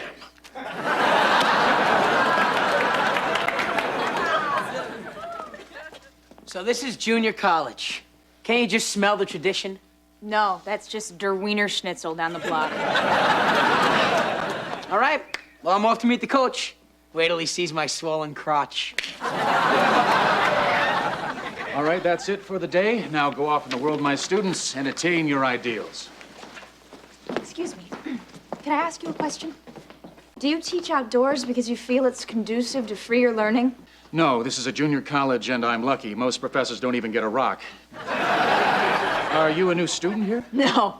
No, I'm going to Harvard next fall. Harvard, yes, Harvard. Well, it's a wonderful school if you want to be a sitcom writer.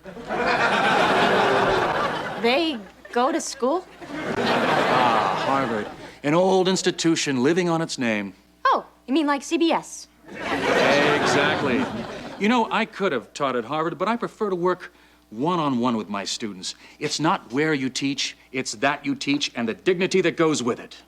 Your paycheck, Professor. Oh. Hacha. Oh, look at that.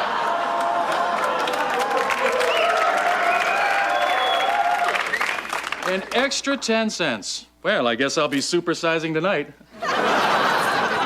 You must really love what you do. I've always dreamt of having a teacher so passionate about teaching that his own life and comforts are secondary. Life is about passion, about ideas. Much have I traveled in the realms of gold. And many goodly states and kingdoms seen. Keats! John Keats. He's one bad mother. Shut your mouth. I'm just talking about Keats.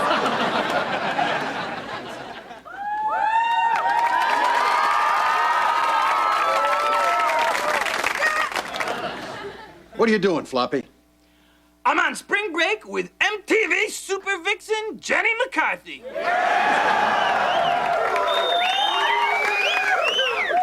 Listen to her, Jack. I think she has star quality. Her crazy, contorted faces crack me up. I'll tell you, she's a Kato Kalin with breasts. Okay, Jack. I see you standing there, shifting uncomfortably, waiting to get on with the story. So, did you find a way to get the money for Tiffany's tuition? Yep. I got it from a loan shark. Take a gander at this. What an idiot. Doesn't he know I'll never be able to pay this back? No wonder he had his office in the back of some cement factory. Jack, don't you know if you don't pay back a loan shark, they'll kill you? Yeah, I know. But let's face it, this ain't exactly living. Jack, what happens to me when you die? Well, I kind of figured you'd be coming with me. Whoa, whoa, whoa, whoa, whoa, whoa, whoa! I wasn't good enough to take the Star Wars, but now you can't rot in hell without me?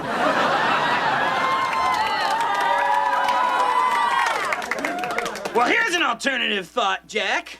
Since you're dying anyway, just break into Drew Barrymore's house and leave me on the bed.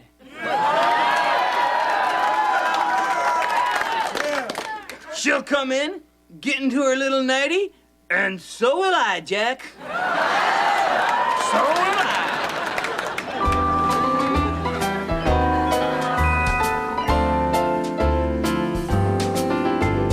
I'll be with Drew. Your life is through. Cozy in bed, I'll be cold, hard, and dead. Give God my best. I'll be on Drew's breast. You'll be kissing Drew, and I'll be turning blue. 'Cause I'll be dead and gone. So pack your things. I'll get my angel wings. I'll be on Drew's lap. And I'll be maggot sap. 'Cause I'll be dead and gone. Hello, Grim Reaper. Yeah. I'll be dead and gone.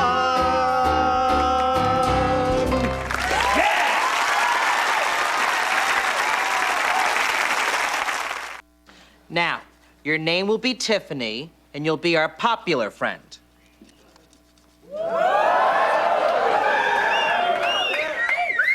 So remember, I'm gay. And I'm a tramp.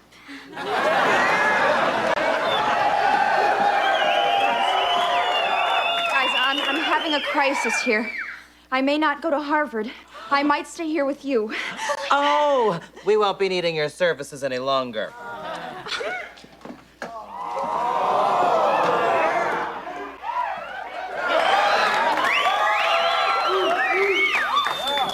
Hey, Ryan, what's wrong? Wrong? Nothing. Took 10 fastballs in the temple and I'm on the college team. Except for the fact that I can't see colors anymore and you sound like you're 1,000 miles away. Life's rosy. In a gray, kind of blurry way. Here, watch my fingers.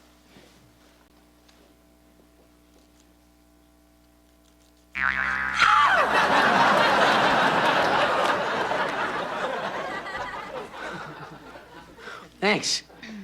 I was beginning to think that it was dangerous getting hit in the head with a baseball. Please pull yourself together here. I have a problem. Harvard has been my dream since I was 2, but now I'm thinking maybe I should stay here and study with Professor Alfred. Thanks. I was beginning to think it was dangerous getting hit in the head with a baseball. Did I help any? No, it doesn't matter.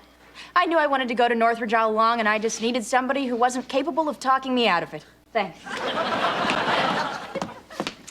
Who wants to sign my yearbook, I already wrote out to Sable, the smartest, prettiest, most popular girl in school. God blessed us by creating you.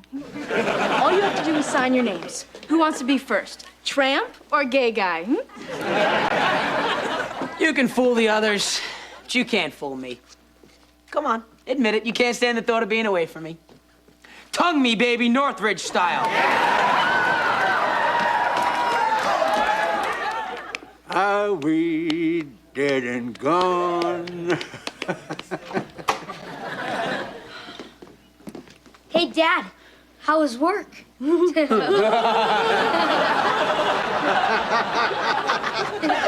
on over here, guys. There's a couple of real important things I gotta tell you, just in case, well, you know, I'm not around when you grow up. We'd be lost without you, Dad. So,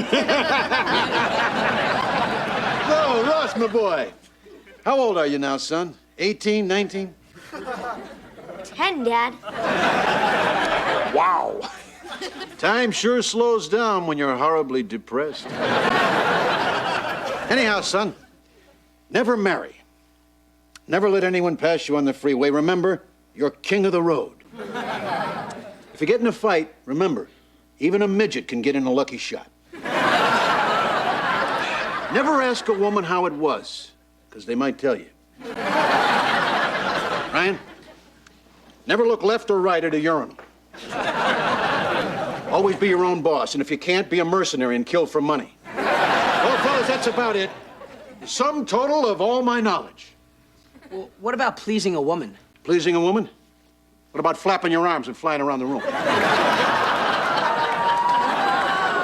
Accept it. It can't be done. You're just going to look foolish trying.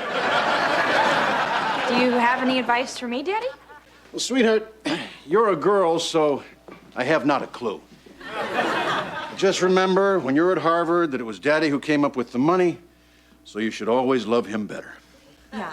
You see, that's the thing, Dad. I don't think I'm gonna go to Harvard. Oh. Well, then, I guess I really didn't need to go to a loan shark after all, huh? Guess the joke's on me. Well, now all I have to do is figure out a way to pay back $12,000 in interest or become a pork substitute in some Italian sausage. I know you can do it, because you're special, and you're my daddy.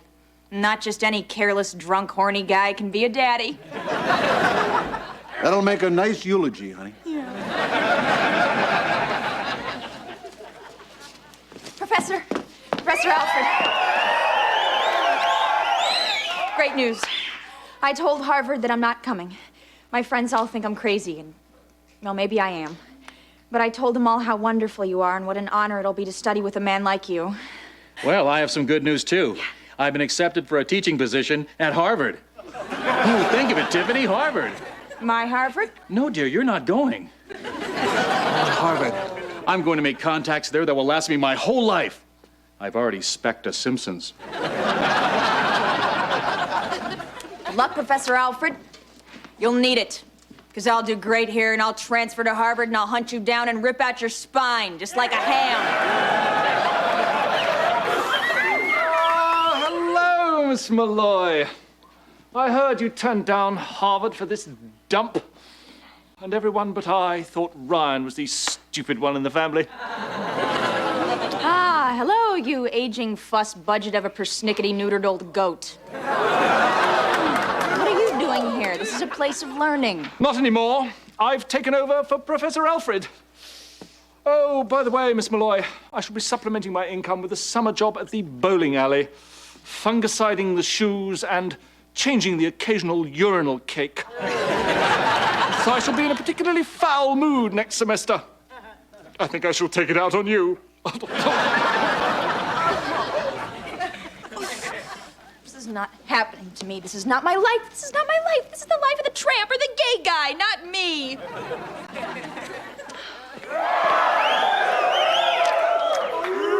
So, Tiffany, you gave up Harvard for this.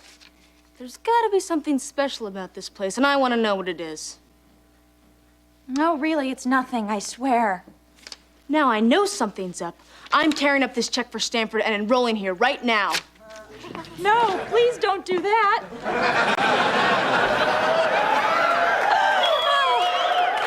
Well, the only thing better than succeeding is watching people you know fail. Sweet revenge, Northridge style.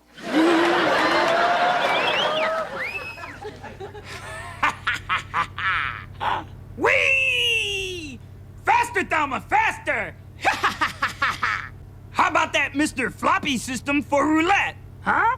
We were up $128,000. I guess the smart move would have been to quit. I was waiting for my free drink. How was your $128,000 scotch and soda? It was great. I still don't know how they can afford to just give them away for free. What do we do now, Floppy? Well, for starters, we'll go to a truck stop and do our organ grinder and his monkey routine. Well, I'm not gonna be the monkey again this time. Can you play the accordion, Jack? No. All right, fine. I'll be the monkey again, but just don't put the choke collar on so tight. Well, then don't bite the kids. So, how long do you think it's going to take the guy at the car lot to figure out that this is more than just a test drive? Hey, I've got the mafia after me. I'm really gonna worry about some guy selling a Viper. The one thing I do kind of feel bad about, though, is that I wish I could have done something for Tiffany. Oh, lighten up, Jack. Look, I'm Cookie Monster. Cookie!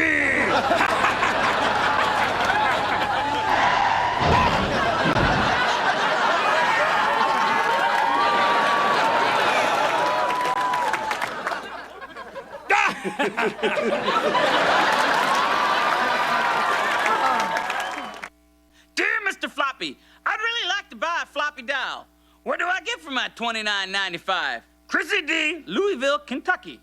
Dear Chrissy, it depends on what you look like. If you're a fat chick, you get this. If you're Drew Barrymore, you get this. And this. If you're Sybil Shepherd, see the fat chick rule. See you in bed, girls.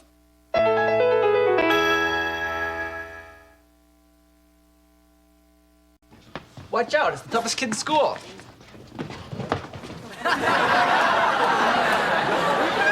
Hey, Ryan, did you really beat up Joey Stompanato? Yep, Punk was asking for it. There I am, sitting in remedial geography. The teacher says, "What's the capital of Mississippi?" I said, "That's easy. It's the M." So Joey the moron starts laughing and calls me stupid. I mean, I can take it from the teachers, but not from the guy who's not allowed to carry the sharp scissors.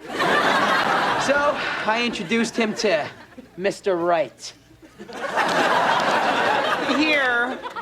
What's this? It's my milk money. You scared me. Hello, hello, hello? Everyone, I have a test in auto shop tomorrow, so I'll be wearing sweats. Unless somebody would like to take the test for me. Ah, thank God you guys are so shallow. Yeah, listen up. I'm looking for Ryan Malloy. Yoo-hoo! He's right here. He's the toughest kid in school. My reputation's spreading. You beat up a kid this morning, huh? Yeah, that's like saying I woke up this morning. What's the news? That was my kid brother. Ryan Malloy's that Asian kid, right there. There's no way that kid is in remedial anything. All right. Yeah, I am Ryan Malloy. And you had your chance to run. But now, it's clobbering time. Because I'm sick of punks like you coming around. Somebody's got to stop this. Excuse me. Excuse me. Stop beating up my brother. Later, baby. Oh, he's dreamy.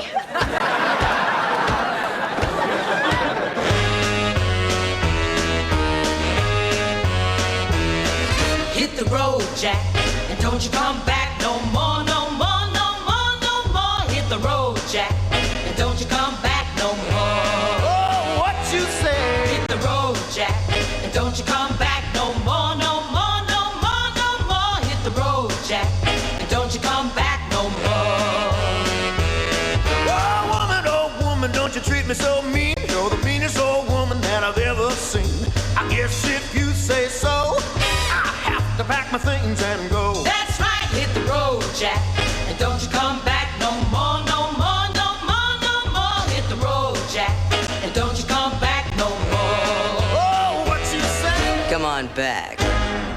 Thanks for taking me home and for giving my brother a lift. That's no problem. Had enough, punk? Are we on for Friday? We'll see. We could go to my friend Amber's party. No chance. I don't do high school parties. I'll tell you where we're going when I decide. I love that place. Friday, baby. What time? When I get here. I'll be ready. Look, I'm taking the time to talk to you, you stupid plant. The least you can do is grow. Come on, grow! I'm nurturing you, you stooped-over twig. Grow! Leave me alone.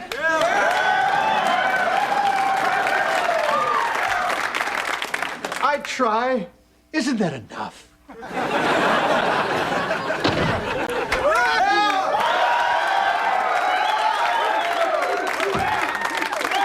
Hi, Mom. What's for dinner? Oh, Tiffany spoke to me, and about food. Oh, you must be in love. I met a boy. Oh, we always hoped it would be a boy. Oh, and Mommy, he's not just any boy. He's a motorcycle boy. A motorcycle boy. They're all the same. They're a dead end. Don't go out with him. Sure, Mom, your word is law. Oh, look, honey, I know they're sexy and it's thrilling to be with them. But you put that one moment of incredible heart-pounding, wall-slamming, rip-snorting pleasure that goes on and on and on until nothing after it will ever satisfy you again. Now, you put that up against a long lifetime with a man like your father. Solid, sensible, predictable. Oh, why did you leave me, Bobby Joe Satan? Mom, you went out with a guy named Satan? I used to write Ginny Satan all over my school books. Well, it had a ring to it. You know, the doctor will see you now, Mrs. Satan. Your laundry is ready, Mrs. Satan. And we haven't seen you in church lately, Mrs. Satan. Oh, kids. Kids, you could have been Satan's children.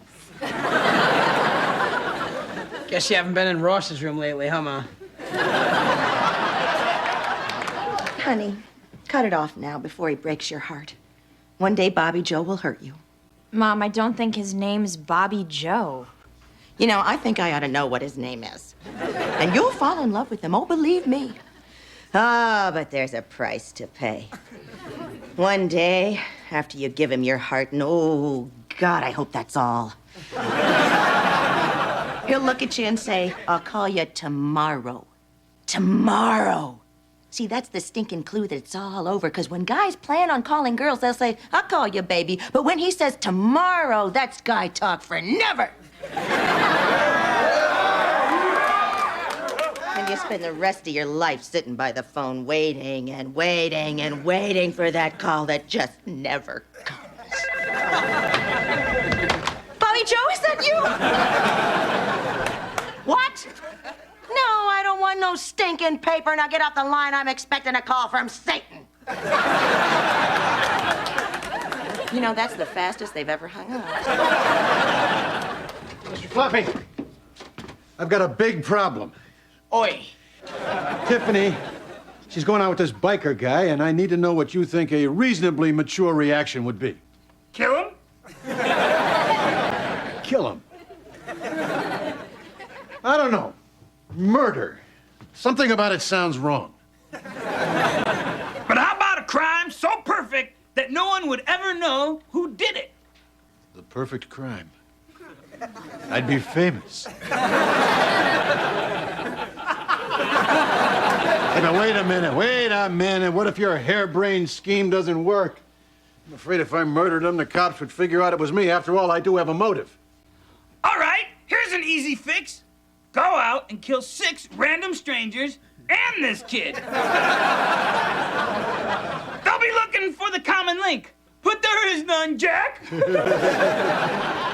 know, that's pretty good. Maybe I should mark them all with something twisted, like lipstick on their foreheads, you know, so that they'll know that it was all done by the one guy. I like it. That way, the cops will be off the trail looking for some sick guy.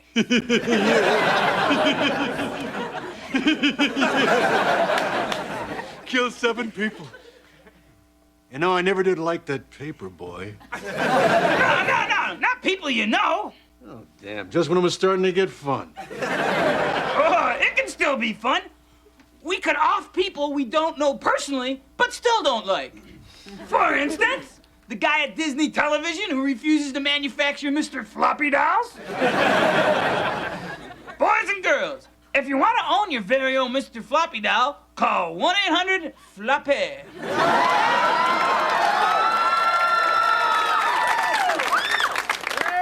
Gee, Mr. Floppy, shouldn't I get my parents' permission? No! Cool kids don't ask. They take. They steal from their mother's pocketbook. So get a Mr. Floppy doll today. I have one, and I love it.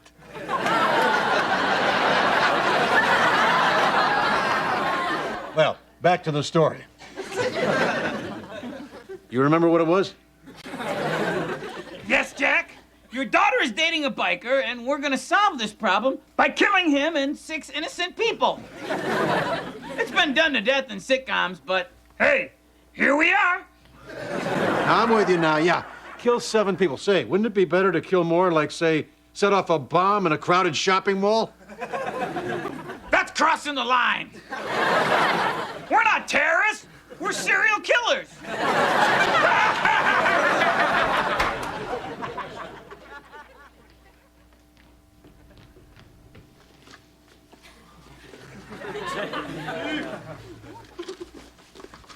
Jack, what you doing? I just needed to get your credit card. I saw something on TV that I really want to buy. Gee, I hope I don't forget the number. Jack, what are you looking at?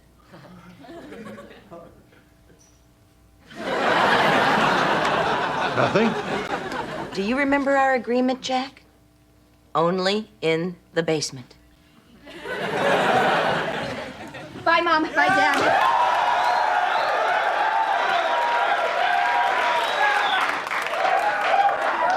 Tiffany, come over here for a minute.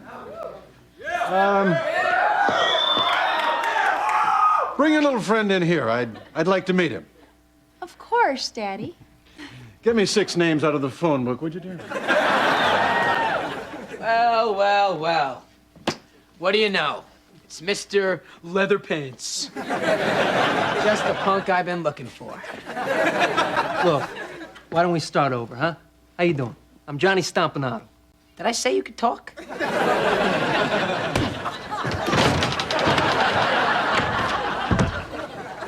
Hi, Johnny. Yeah. My parents want to meet you. No chance. So cool.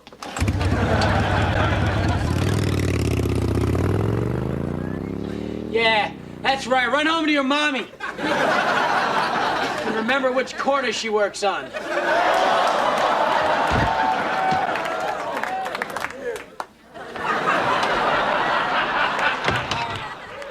Nice guy Tiffany is dating.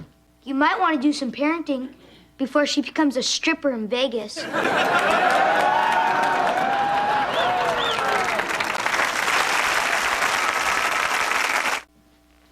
Good night, Johnny Stompanato. I'm getting my name changed. Oh, you can't. You are Johnny Stompanato. I love to say Johnny Stompanato. It thrills me to say Johnny Stompanato. I can't say it enough. I think I just did. No. Good night. I'll call you. Okay. Did I say you could leave?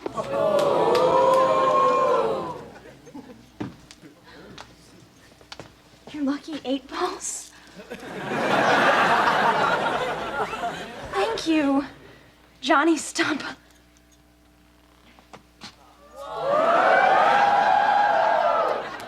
Nato.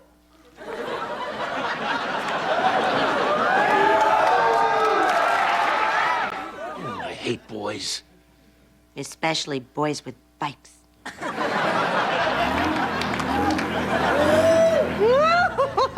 Bobby Joe, don't stop. Who's Bobby Joe? A bad boy with a big blue bike.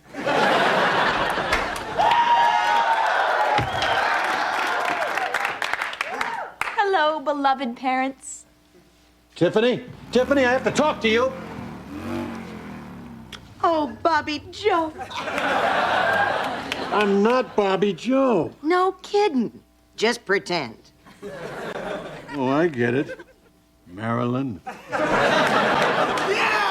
Who's Marilyn? Our neighbor down the street. You know, the one who issued the restraining order on me. You play your game and I'll play mine.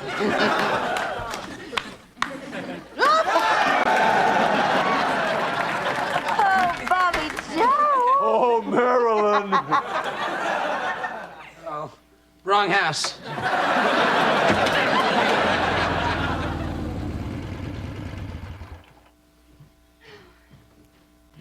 Oh.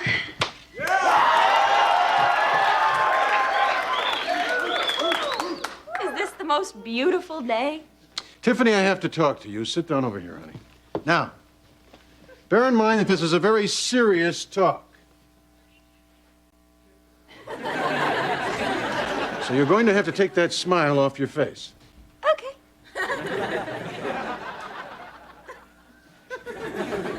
Oh, I can't help it, Dad. I think I'm in love. Love? Honey, love is a myth, at least for men. Men don't love, they lust. You see, at this age, the hormones, they make it very difficult for them to control their actions. But a mature woman is never carried away by sick, ugly, sexual urges. Oh, sweet mystery of Bobby Joe, at last I've found you. Could you just give me 5 minutes? I'm talking to Tiffany. 5 minutes, my little wildebeest of love. Look, Daddy, I should go. He hates it when I keep him waiting. So does your mother. Let me sum this up. All boys want one thing, only when you give it to them, they still want it only from somebody else now. So the only way to keep him forever is to give him nothing. Let's go.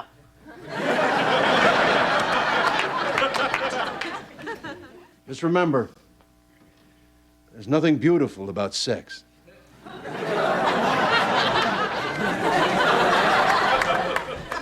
Oh, I wanted to shoot him, Floppy. I wanted to shoot him in the worst way, but I don't know. I guess I'm just not a killer. You think that makes me a coward? No, Jack. It makes you unqualified to be a Los Angeles police officer. They make it look so easy on the news. Oh, well, I guess I'll just have to handle this like a woman. You mean cry and whine and nag until he marries you? No, I was thinking more along the lines of boring him to death with my feelings. Look, Jack, you have to understand the kid. It's the rebel mentality. I know, 'cause I was a rebel too. Rebels don't talk to parents. I didn't go in for any of that. Hello, Mr. and Mrs. Plastic Burby. You have lovely furniture. Sold separately. I spit on parents. I took Burby where I wanted, when I wanted, and how I wanted. Hey, how come you stopped seeing Burby anyway? Her head fell off. Well, I don't want my little girl's head to fall off. I'm gonna take charge of this situation. I've got to figure out a way to talk to him at his own level. Wait a minute. I think I know just how to do it.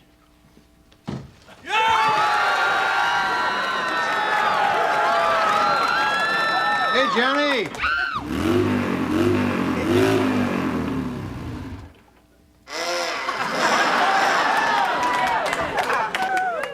So, are you here to kill me? Nah, nah, then I just have to kill a whole lot of other people, too. That's kind of a long story. You like your bike, don't you? I love my bike. Yeah, I used to love my bike, too. But one of these days, you're gonna wind up on what we like to call the married man's hog. No, not me. No, not you, no. That's what I used to say to myself. I never thought I'd be like me. Quietly cool, but with no friends. I used to go riding out on my bike, and I'd pull up next to some old fart in a family sedan.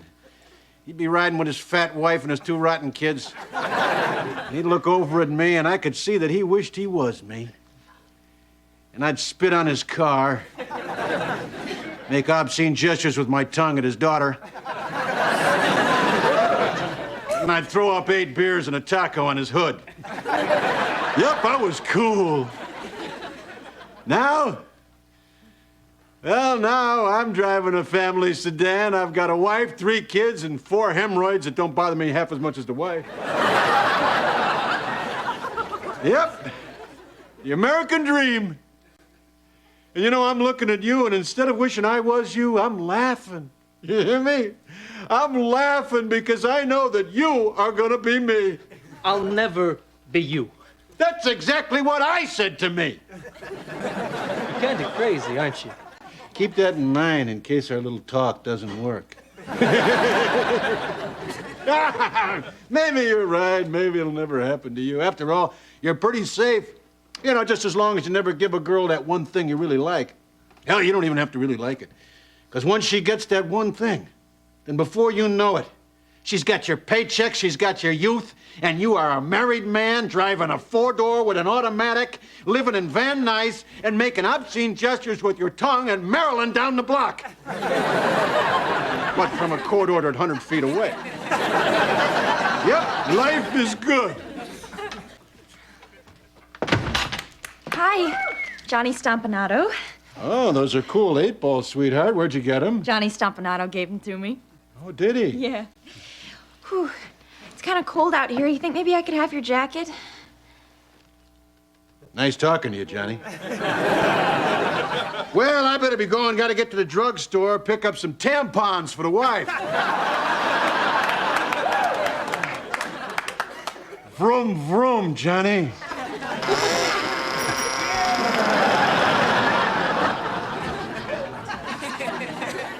So, where are we going?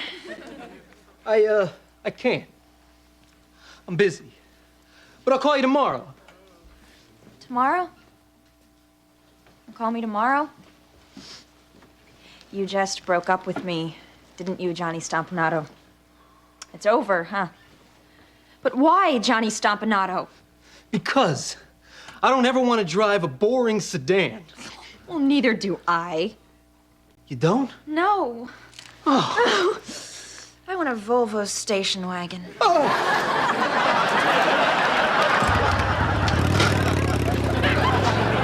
Bye. My motorcycle boy.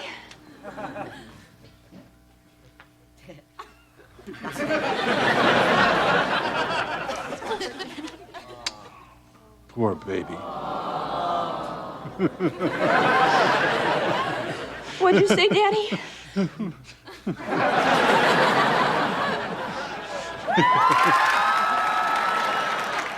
Dear Mr. Floppy, I'd really like to buy a floppy doll. What do I get for my $29.95? Chrissy D., Louisville, Kentucky. Dear Chrissy, it depends on what you look like. If you're a fat chick, you get this. If you're Drew Barrymore, you get this. And this. If you're Sybil Shepherd, see the fat chick rule. See you in bed, girls.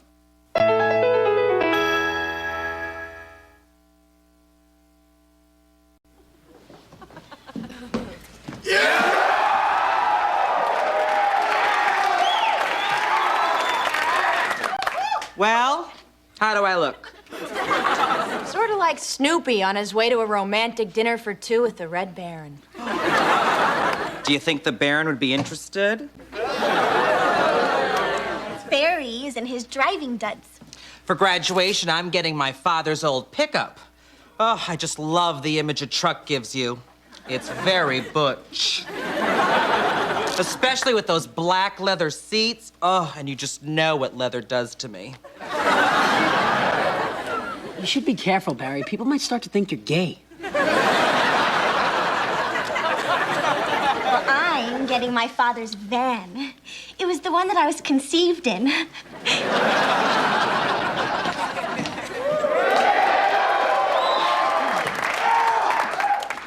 God, I hate parents. Rather than buy me a new car, my parents are getting me a used Mercedes. I mean, my mother sat in it, for God's sakes. They think they can just slap a personalized license plate on and it'll make it all better. Think about it. I am an abused child.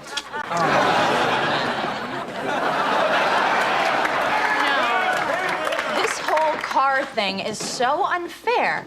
Why should kids who have worked so hard to graduate high school get hand-me-downs when parents who have done nothing get new? Oh, I didn't go through 4 years of high school for nothing. I'm gonna go home and get a new car out of my daddy. Well, Dad already promised me a Corvette. You're not getting a Corvette. He's gonna do the old mystery box trick. You know, where he offers you what you want or what's in the box, and you always pick the box, and there's never anything in the box. Well, the stakes are high this year, baby. I've been practicing saying no to the box. Guys in metal shop helped me out with this little training aid.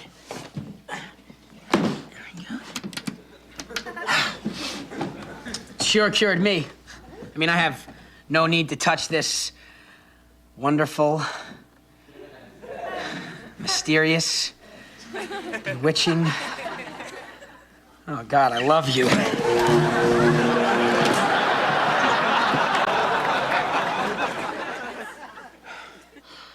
What happened? Oh, a box.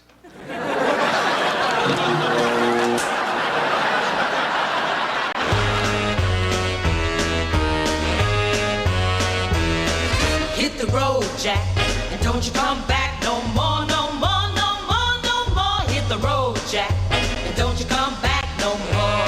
Oh, what you say? Hit the road, Jack, and don't you come back no more, no more, no more, no more. Hit the road, Jack, and don't you come back no more. Oh, woman, don't you treat me so mean. You're the meanest old woman that I've ever seen. I guess if you say so, I have to pack my things and go. That's right, hit the road, Jack, and don't you come back no more, no more, no more, no more. Hit the road, Jack, and don't you come back no more. Oh, what you say? Come on back. Hey.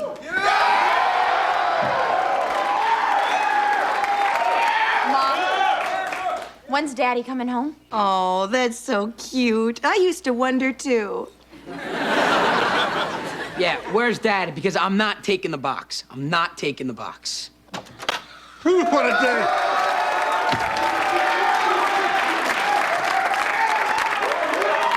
Man, I tell you, those movie theaters were jam-packed. Doesn't anybody go to work anymore? Used to be it was just me and Joe Piscopo. Dad, I want my Corvette. Of course, you got it. But son, before you make your decision, just let me get the box. No, no box. Look, son, you don't have to take the box. I understand where you're coming from, but there's no harm in having a little look. All right, well, I'll look, but I'm telling you right now, I'm not taking the box.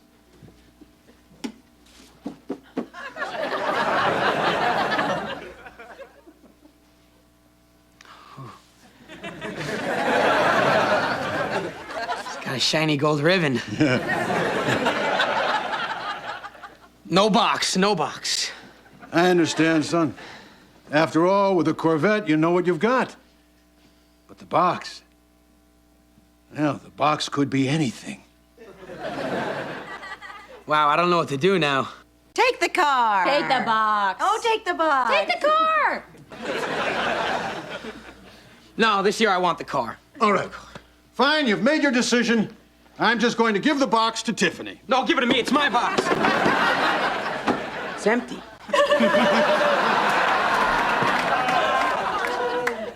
Why do I take the box?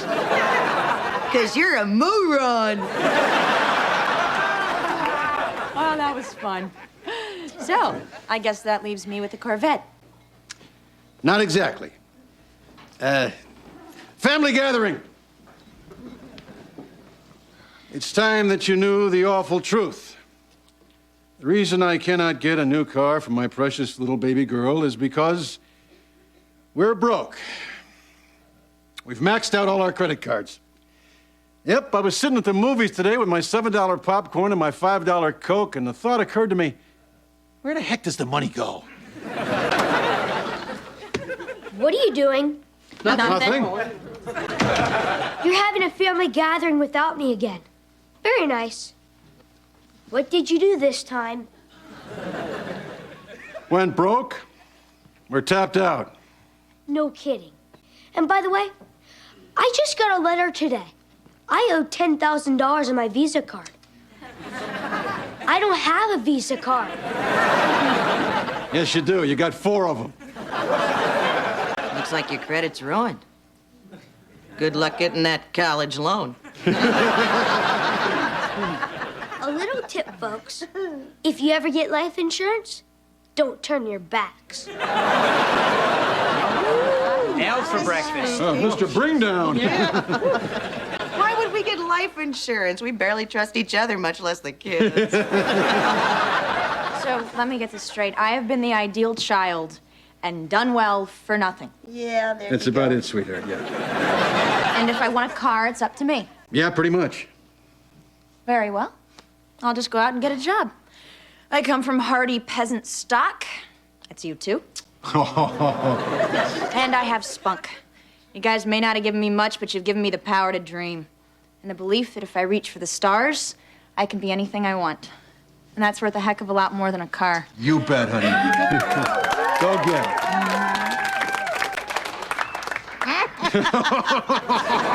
And she's supposed to be the smart one. Mr. Floppy, I'm just a great big nothing. Not true, Jack. You're a great big middle-aged nothing. Some people leave a mark on this world. Others, like you, just leave a stain. Well, it's too late to do anything about it, so I may as well just enjoy having another beer. You're never too young or too old for that, are you?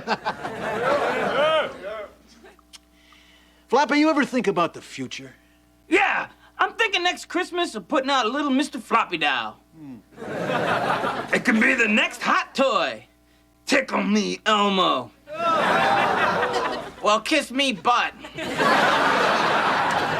He's not fit to carry my jock. I got thousands of ideas for floppy dolls. Like, color me Floppy. Go, go, huggy, huggy. Or, punish me, Floppy. I've been a bad bunny. Spank me. Ouch. Oh, yeah, it feels good. Or better yet, a doll that beautiful women would love. Prince's pal, Floppy.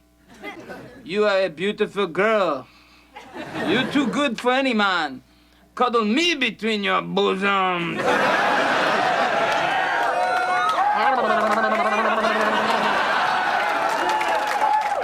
Batteries sold separately.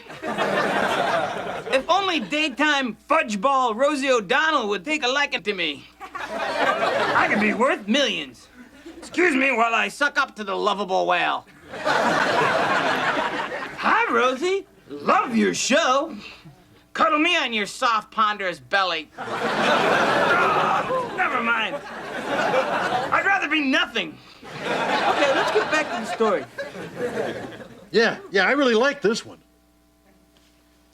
As I've told several other captains of industry whose offers I'm juggling, I'm a straight-A student, I have excellent managerial skills, and several ideas that I think would benefit your operation. How's your scooping hand? We do need an ice cream server. I'll take it. Oh, I've always wanted to work in a happy place like an ice cream shop. God bless you, Granny Goodness. Now that I have the job, do you think you could advance me several $1,000s so I could buy a car? I'm almost deaf, so I only heard God bless you. I have a job, I have a job. Hello, chocolate. Hello, strawberry. Hello, dead bug in the rocky road. Hello there. And how may I help you? I'd like some plain vanilla. Quite an imagination you've got there. I'll bet you'll wind up being a network executive. You know what? You are so cute, and I'm gonna give you some free sprinkles.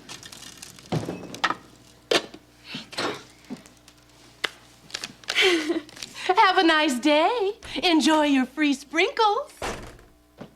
Free sprinkles? Why don't you just reach inside me and twist my bowels?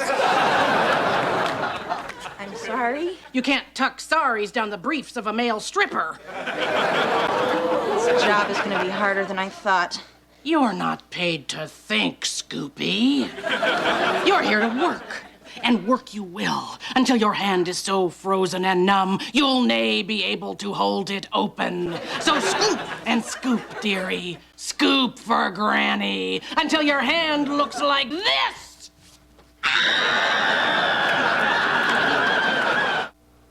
And once you've finished doing the dishes, I want you to scrub the floors, wash the windows, polish the chrome, and clean the bathroom. Oh, I just did the bathroom. So did I. Now, don't forget to water down the fudge sauce. I'm off to the cockfights. I'm betting on you. She can't break my plucky spirit. I'm gonna get this place ship-shape and be the best assistant manager she ever saw. I'll sing a cheery tune, put on a happy face, and let a smile be my umbrella. I can't. I hate working. It's hard. If only something or someone could save me.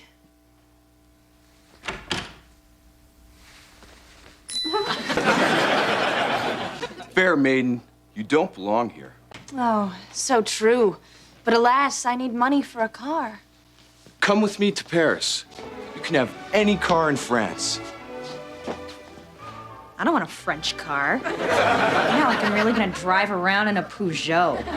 Why can't you be the prince of, like, Germany and I could have a Porsche? Let's compromise. I'm a Swede. We'll make it a Volvo. Turbo? Of course. Then I'm yours.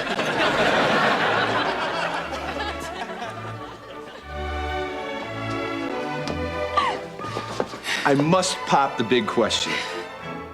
Can I use your bathroom? Can I use your bathroom? I started at the pancake house, but the plumbing had about all it can take. Did you eat my prince?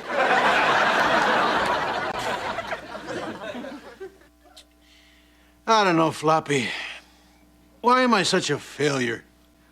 Well, Jack, it might have something to do with the fact that you never go to work, you spend your time talking to a stuffed bunny, and that you drink beer at 8 in the morning. Another mystery solved.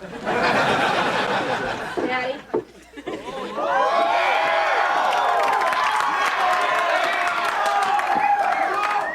Daddy, what do you do when you don't want to go to work? Oh, honey, you can never give in to that feeling. You have to face your responsibilities. Just suck it up. Do what you gotta do. You wanna go to the movies today? Have you been fired, Daddy? Now, they've been leaving a lot of messages, but if you want to fire Jack Malloy, you're gonna have to find him.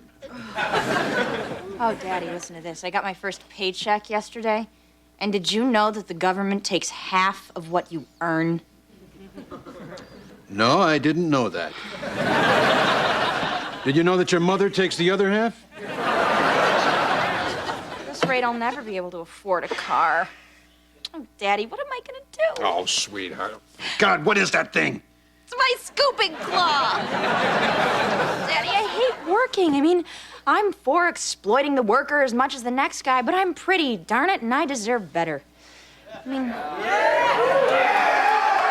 business has doubled since I've been there, especially in the highly desirable 18 to 34 male demographic. And yet, Granny refuses to talk about giving me a raise. Well, sweetheart, I think you've just got to march up to that old bag and demand a raise.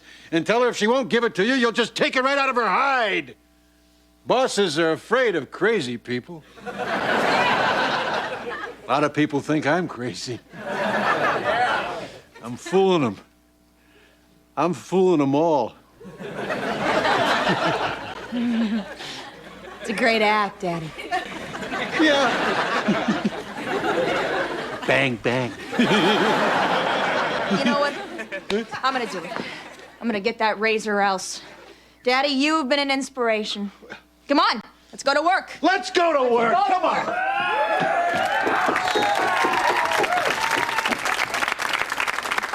Jenny, I'm going to work. Ross, I'm out of here. Yay, Daddy! Yeah, Daddy, he's going to work. We're proud of you.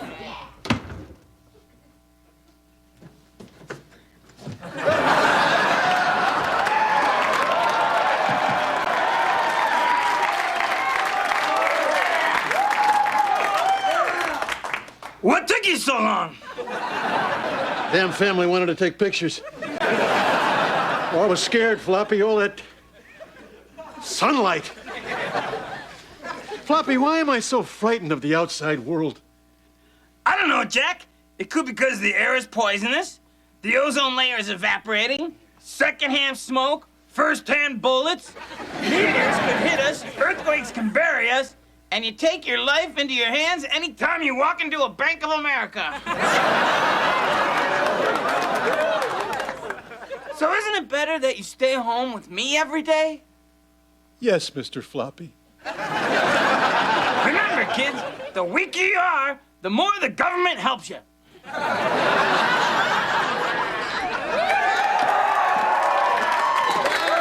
I deserve a raise, and I am going to get a raise. Granny, you can check under the tables for gum all you want. I scraped them all clean. I work like a dog, and I want a raise. Granny. Granny. Granny. Granny. Granny.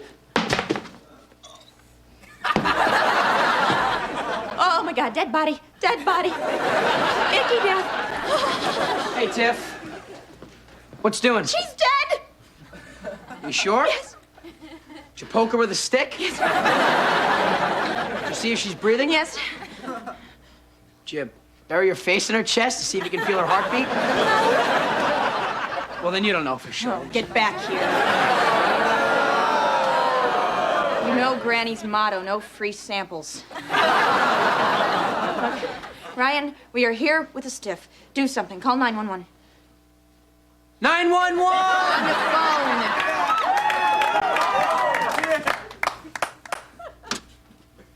911! Dial 911. Sorry. I feel so stupid. What's the number again? 911. Hey, I'm stupid, not deaf.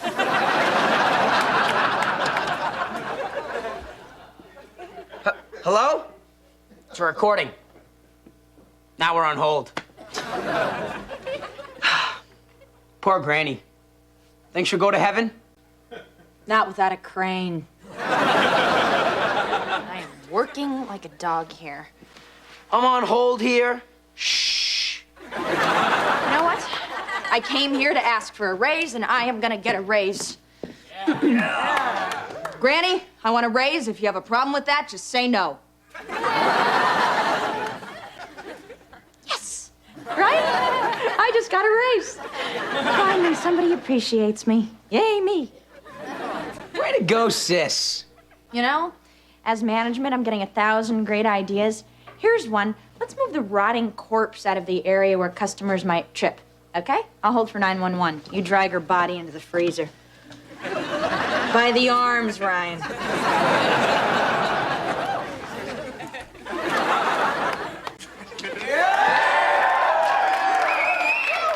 Hi, Tiffany. I had no idea you worked here. I never would have come in if I thought it would humiliate you. By the way, I got the Mercedes, and I see you got the polyester uniform of the working class. Oh, well, being cool isn't everything when you're a teenager. And how may I help you gain some more weight? Sable, my sweet, how would you like to see a dead body? Wow, would I? Hello? Yeah, I'm gonna have to call you back. Now, as a matter of fact, please hold. Come on.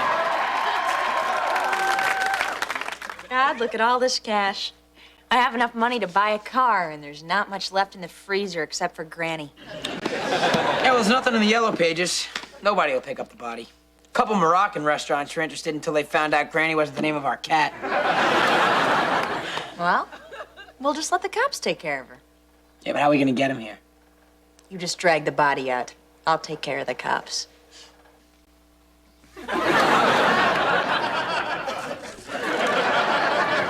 Sarge, want sprinkles?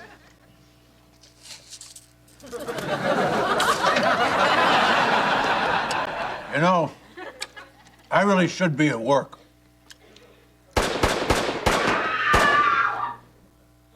So should we.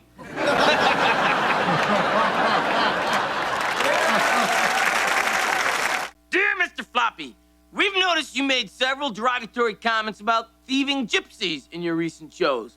Clearly, you've chosen to pick on us because we're not as well organized as the other stupid minorities. Well, that's all changed. Sign, the Committee for Concerned Thieving Gypsies. Thieving Gypsies, let me put it this way. We won't say any derogatory things about you if, you give us back our wallets. Oh, yeah, and our children.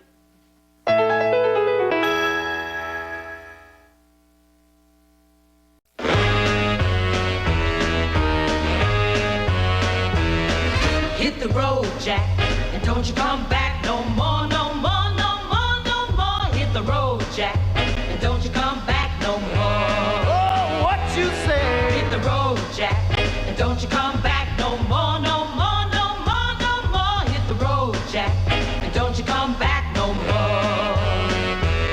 Oh, woman, don't you treat me so mean. You're the meanest old woman that I've ever seen. I guess if you say so, to pack my things and go. That's right, hit the road, Jack, and don't you come back no more, no more, no more, no more. Hit the road, Jack, and don't you come back no more. Oh, what you say? Come on back. You look at this. Every time Jenny does a laundry, I lose another sock. Women do it on purpose, Jack. They take them, they put them in a big pot, boil them, and make a tea that they feed to men. That makes you go bald and lose your will. That's just an old bunny's tale. Jack, would you like some nice tea?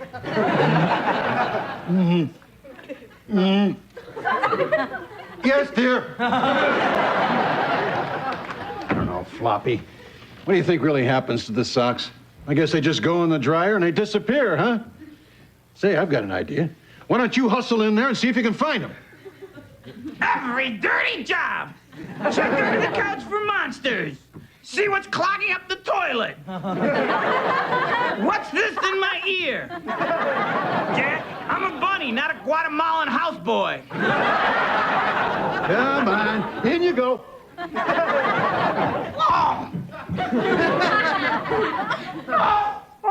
See anything in there, Mr. Floppy?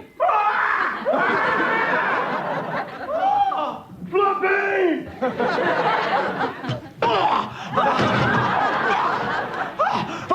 Floppy, thank God you're alive. What happened?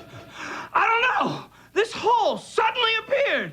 So I went through it, and suddenly I was in the most beautiful place I'd ever seen. Sock heaven. Every sock anyone ever lost was there.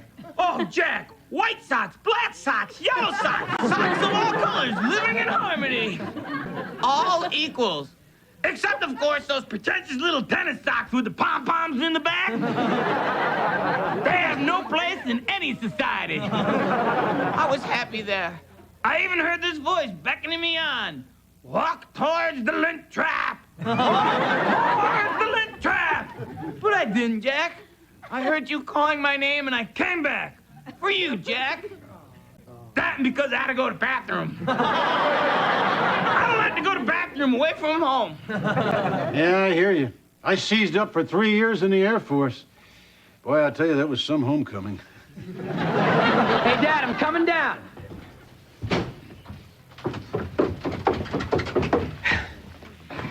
Great news, Dad. I decided to form a rock band. So I sold that little red wagon I've had since I was a kid, and I bought... My little red wagon? The one I lent to you for your childhood? Shit, it's gone, Dad. I bought a guitar. I mean, the rockers are the ones that get the chicks, right? I mean, Mick Jagger, he got Jerry Hall. Billy Joel, Christy Brinkley. I mean, even that ugly Aerosmith guy got Liv Tyler. It's his daughter, son. That's disgusting. You know, Ryan, I was in a rock band myself once. Yeah. We called it The Spirit of 76. This country's 200 years old today. Happy birthday, America.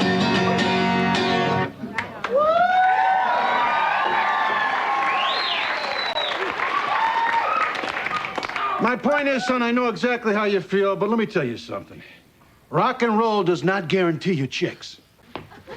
Let me tell you something, Dad. That was not rock and roll.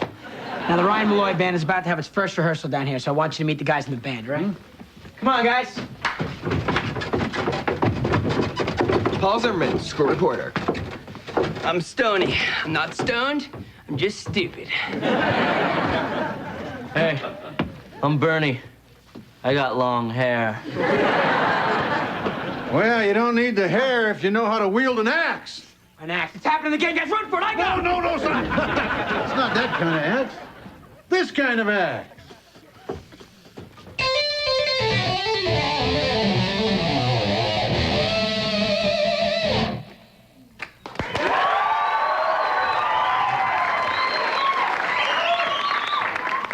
Thank you very much. All right, guys. Let's go. Hey, Ryan. What should I play? Well, what's special about you? I get seizures. Check this out. Watch this.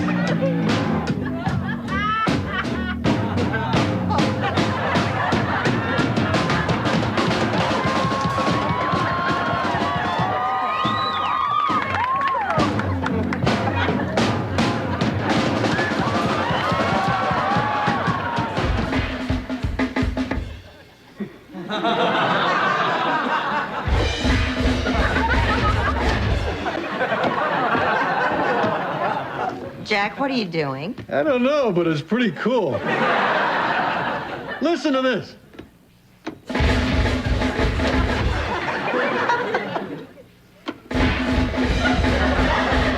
Knock it off up there. You're gonna kill our drummer. Sorry. Oh, if only Ryan would put all his energy into something useful, like moving out.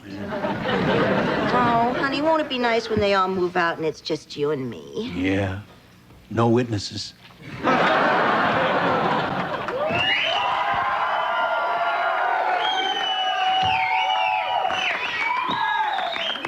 We just saw the best movie. Yeah, Enema. It was Emma, and you loved it, didn't you, Ross? It was no fried green tomatoes, but the costumes were delightful. You want to prance over here for just a minute, sir? Excuse me while I talk to my son in private.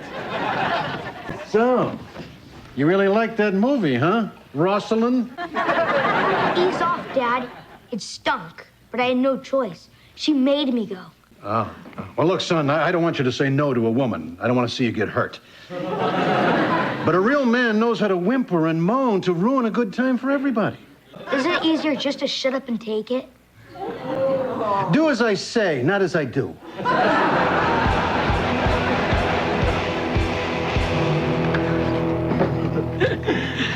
All right. We rehearsed for 5 minutes. Let's shoot the video.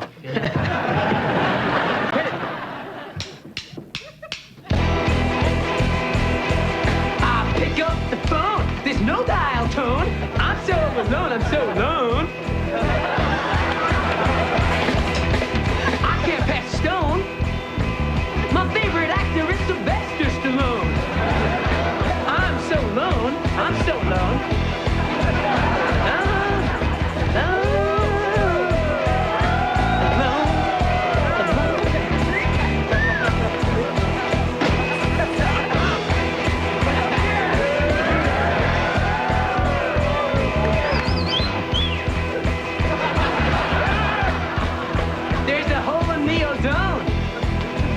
To read on the throne when I'm alone, when I'm alone, when I'm alone.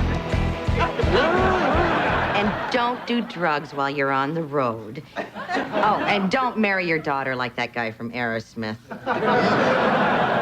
So, who wants more cookies, you rough, tough rock and rollers? By the way, I really like your little outfit. They're not outfits, Mom. It's our statement of matching individuality. We're outlaws.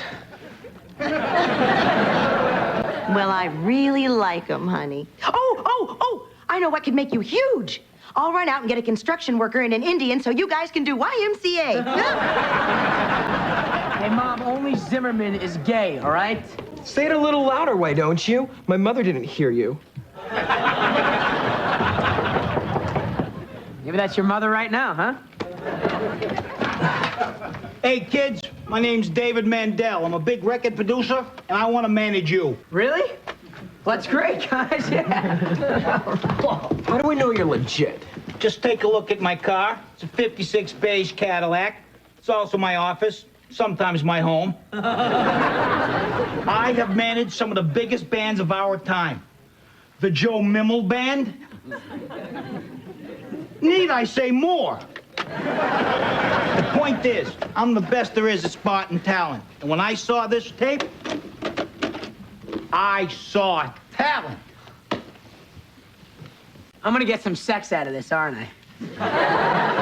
Kid, you're gonna get more action than Joe Mimmel. Need I say more?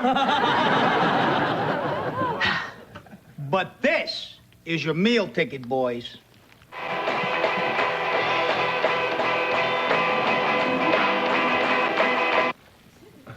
She, is in the band, isn't she? So, sis, would you like to be in our band? I'd rather go to a taping of Suddenly Susan. Come on, this band is about something here. We're sending out a message that the lonely and alone are not alone. I don't like that message. Come on, Tiffany, look at me. I look like a network executive on the weekends.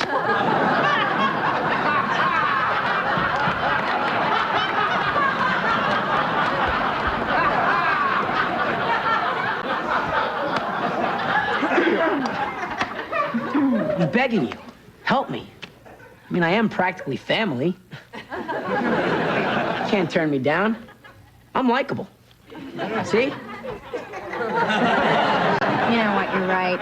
You are like the little puppy you'd bring home from the pound and then leave at the grocery store when you realized he was too stupid to learn how to shake hands.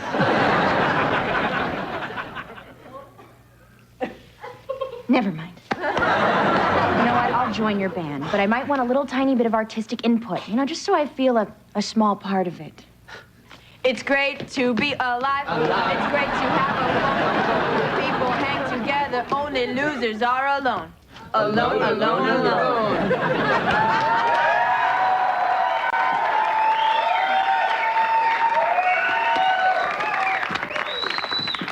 See?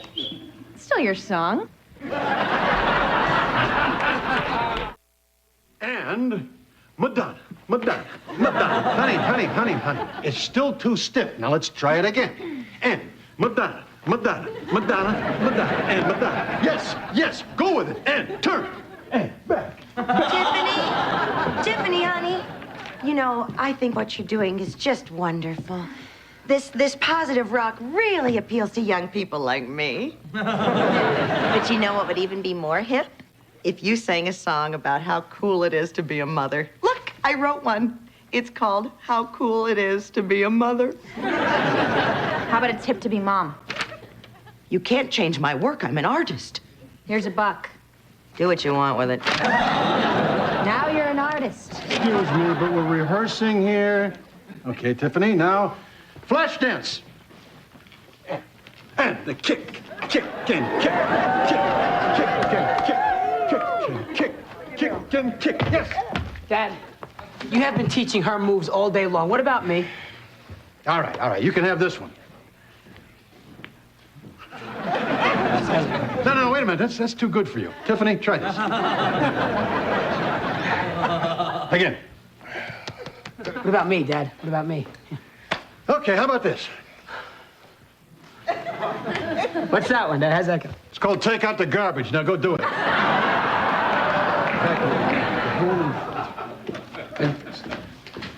Look at this. Do you see this, Mom? They are stealing my artistic vision. Oh, I'm sorry, honey. They gave me $1 for mine. I am a professional.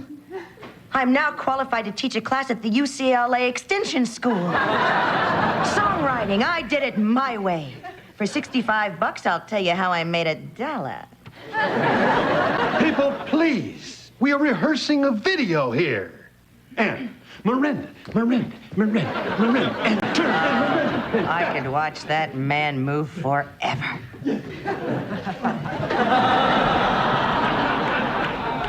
Okay, chick and cats. This camera has got to be at a bar mitzvah in a half hour. So let's rock!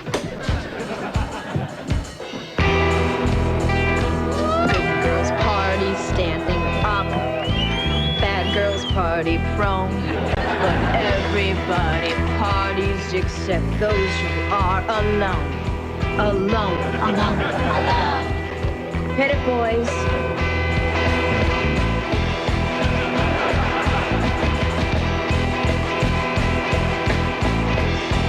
This used to be my band.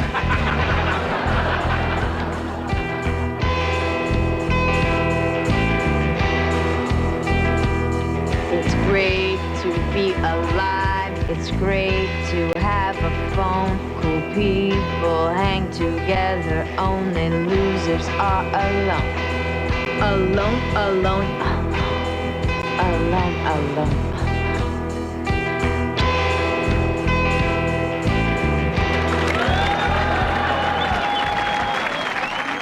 No girls, no band, no life. You don't think I'm a loser, do you? Ryan, what are you doing? I'm trying to talk to the bunny. I don't know why you do this, Dad. He doesn't say anything. He just sits there, looking superior. How well I know his mocking smile. But enough about my psychoses. Tell me, son, what brings you to this pathetic new low in your life? Well, Dad, I really don't feel like an important member of the band anymore. Ryan, it's a band. Every member is just as important as the next. I was thinking of quitting. Yeah, whatever. It's not like we need you or anything. Thanks for the support, Dad. You bet, son. That's what I'm here for. Well, Mr. Floppy, it looks like it's just you and me again. Floppy? Huh? You okay? Yeah, man, I'm groovy. Oh, no. You've been going in that dryer again, haven't you, Floppy? No. Don't lie to me. You're still warm. Okay, I was in the dryer. I might as well face it, I'm addicted to socks. It's unbelievable, Jack. And it's the doorway to lots of other worlds of lost things. There's Sunglasses World, Car Key Village, and of course, Virginity City. Say, did you happen to find my jump shot in any of those strange lands? I lost it about 5 years ago. Nope, didn't see it. Oh. But I did have lunch with your virility.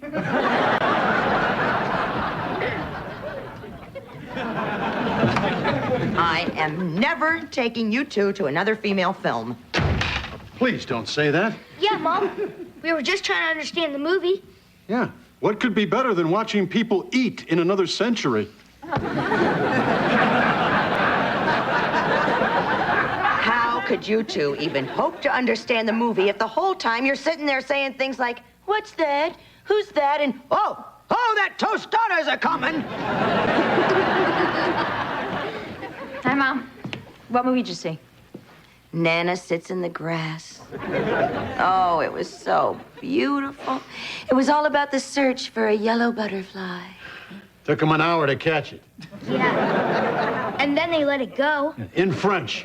It's 8 o'clock. My video's gonna be on the music channel. You mean the band's video, don't you, honey? Oh, this is paradise. I'll be famous. I'll be rich. Why, I could marry for love if I wanted to. Or I could marry for money and be twice as rich. I love this. Yes, I'll take care of you guys, too. Sweetie. Don't be silly now, honey. You're our daughter.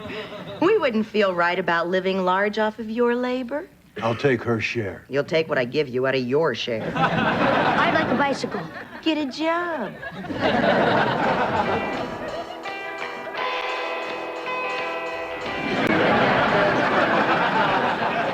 Shake it, baby. What happened to the other guy? They're in rehab, but don't worry. They'll pull through. They're gutty guys. But these two are total originals.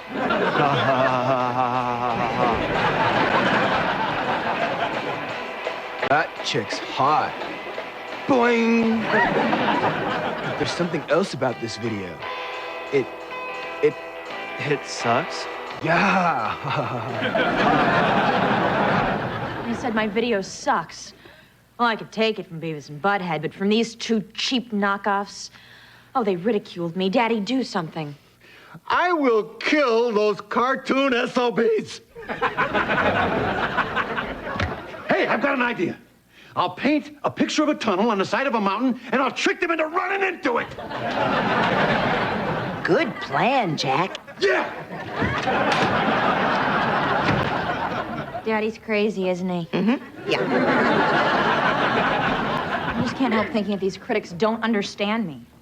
They just see me as some pretty girl trying to pander to males ages 18 through 48. Well, I'm a serious musician. Oh, why didn't I premiere with my deeper song, I Like My Clothes? Who cares? If anyone listened to critics, we wouldn't be on the air. Well, it doesn't matter. I'm gonna quit the music biz anyhow. Quit? Before you buy us anything? I'm sorry, Mom. I just don't want to subject myself to criticism, you know? I don't want to be judged. Adore me or ignore me. I hereby give female rock back to the lesbians.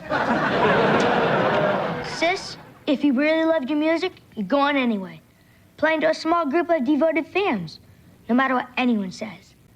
Start a church, you little preacher.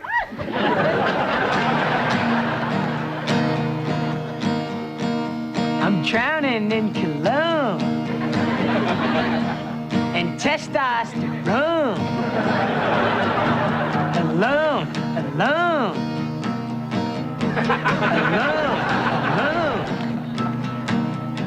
If you people weren't here, I'd be alone. Alone.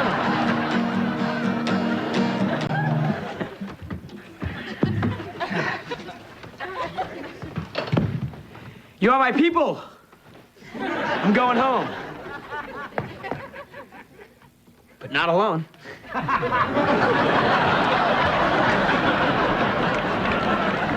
Jasper, someday we will rule. Humans, they are the subspecies. Dogs and rabbits will bond together and take over the planet. Ah, ha, ha, ha, ha, ha, ha. Can you get off my foot? Move! Help! Help! Help! Somebody get the dog! Get off my foot, you diseased rodent!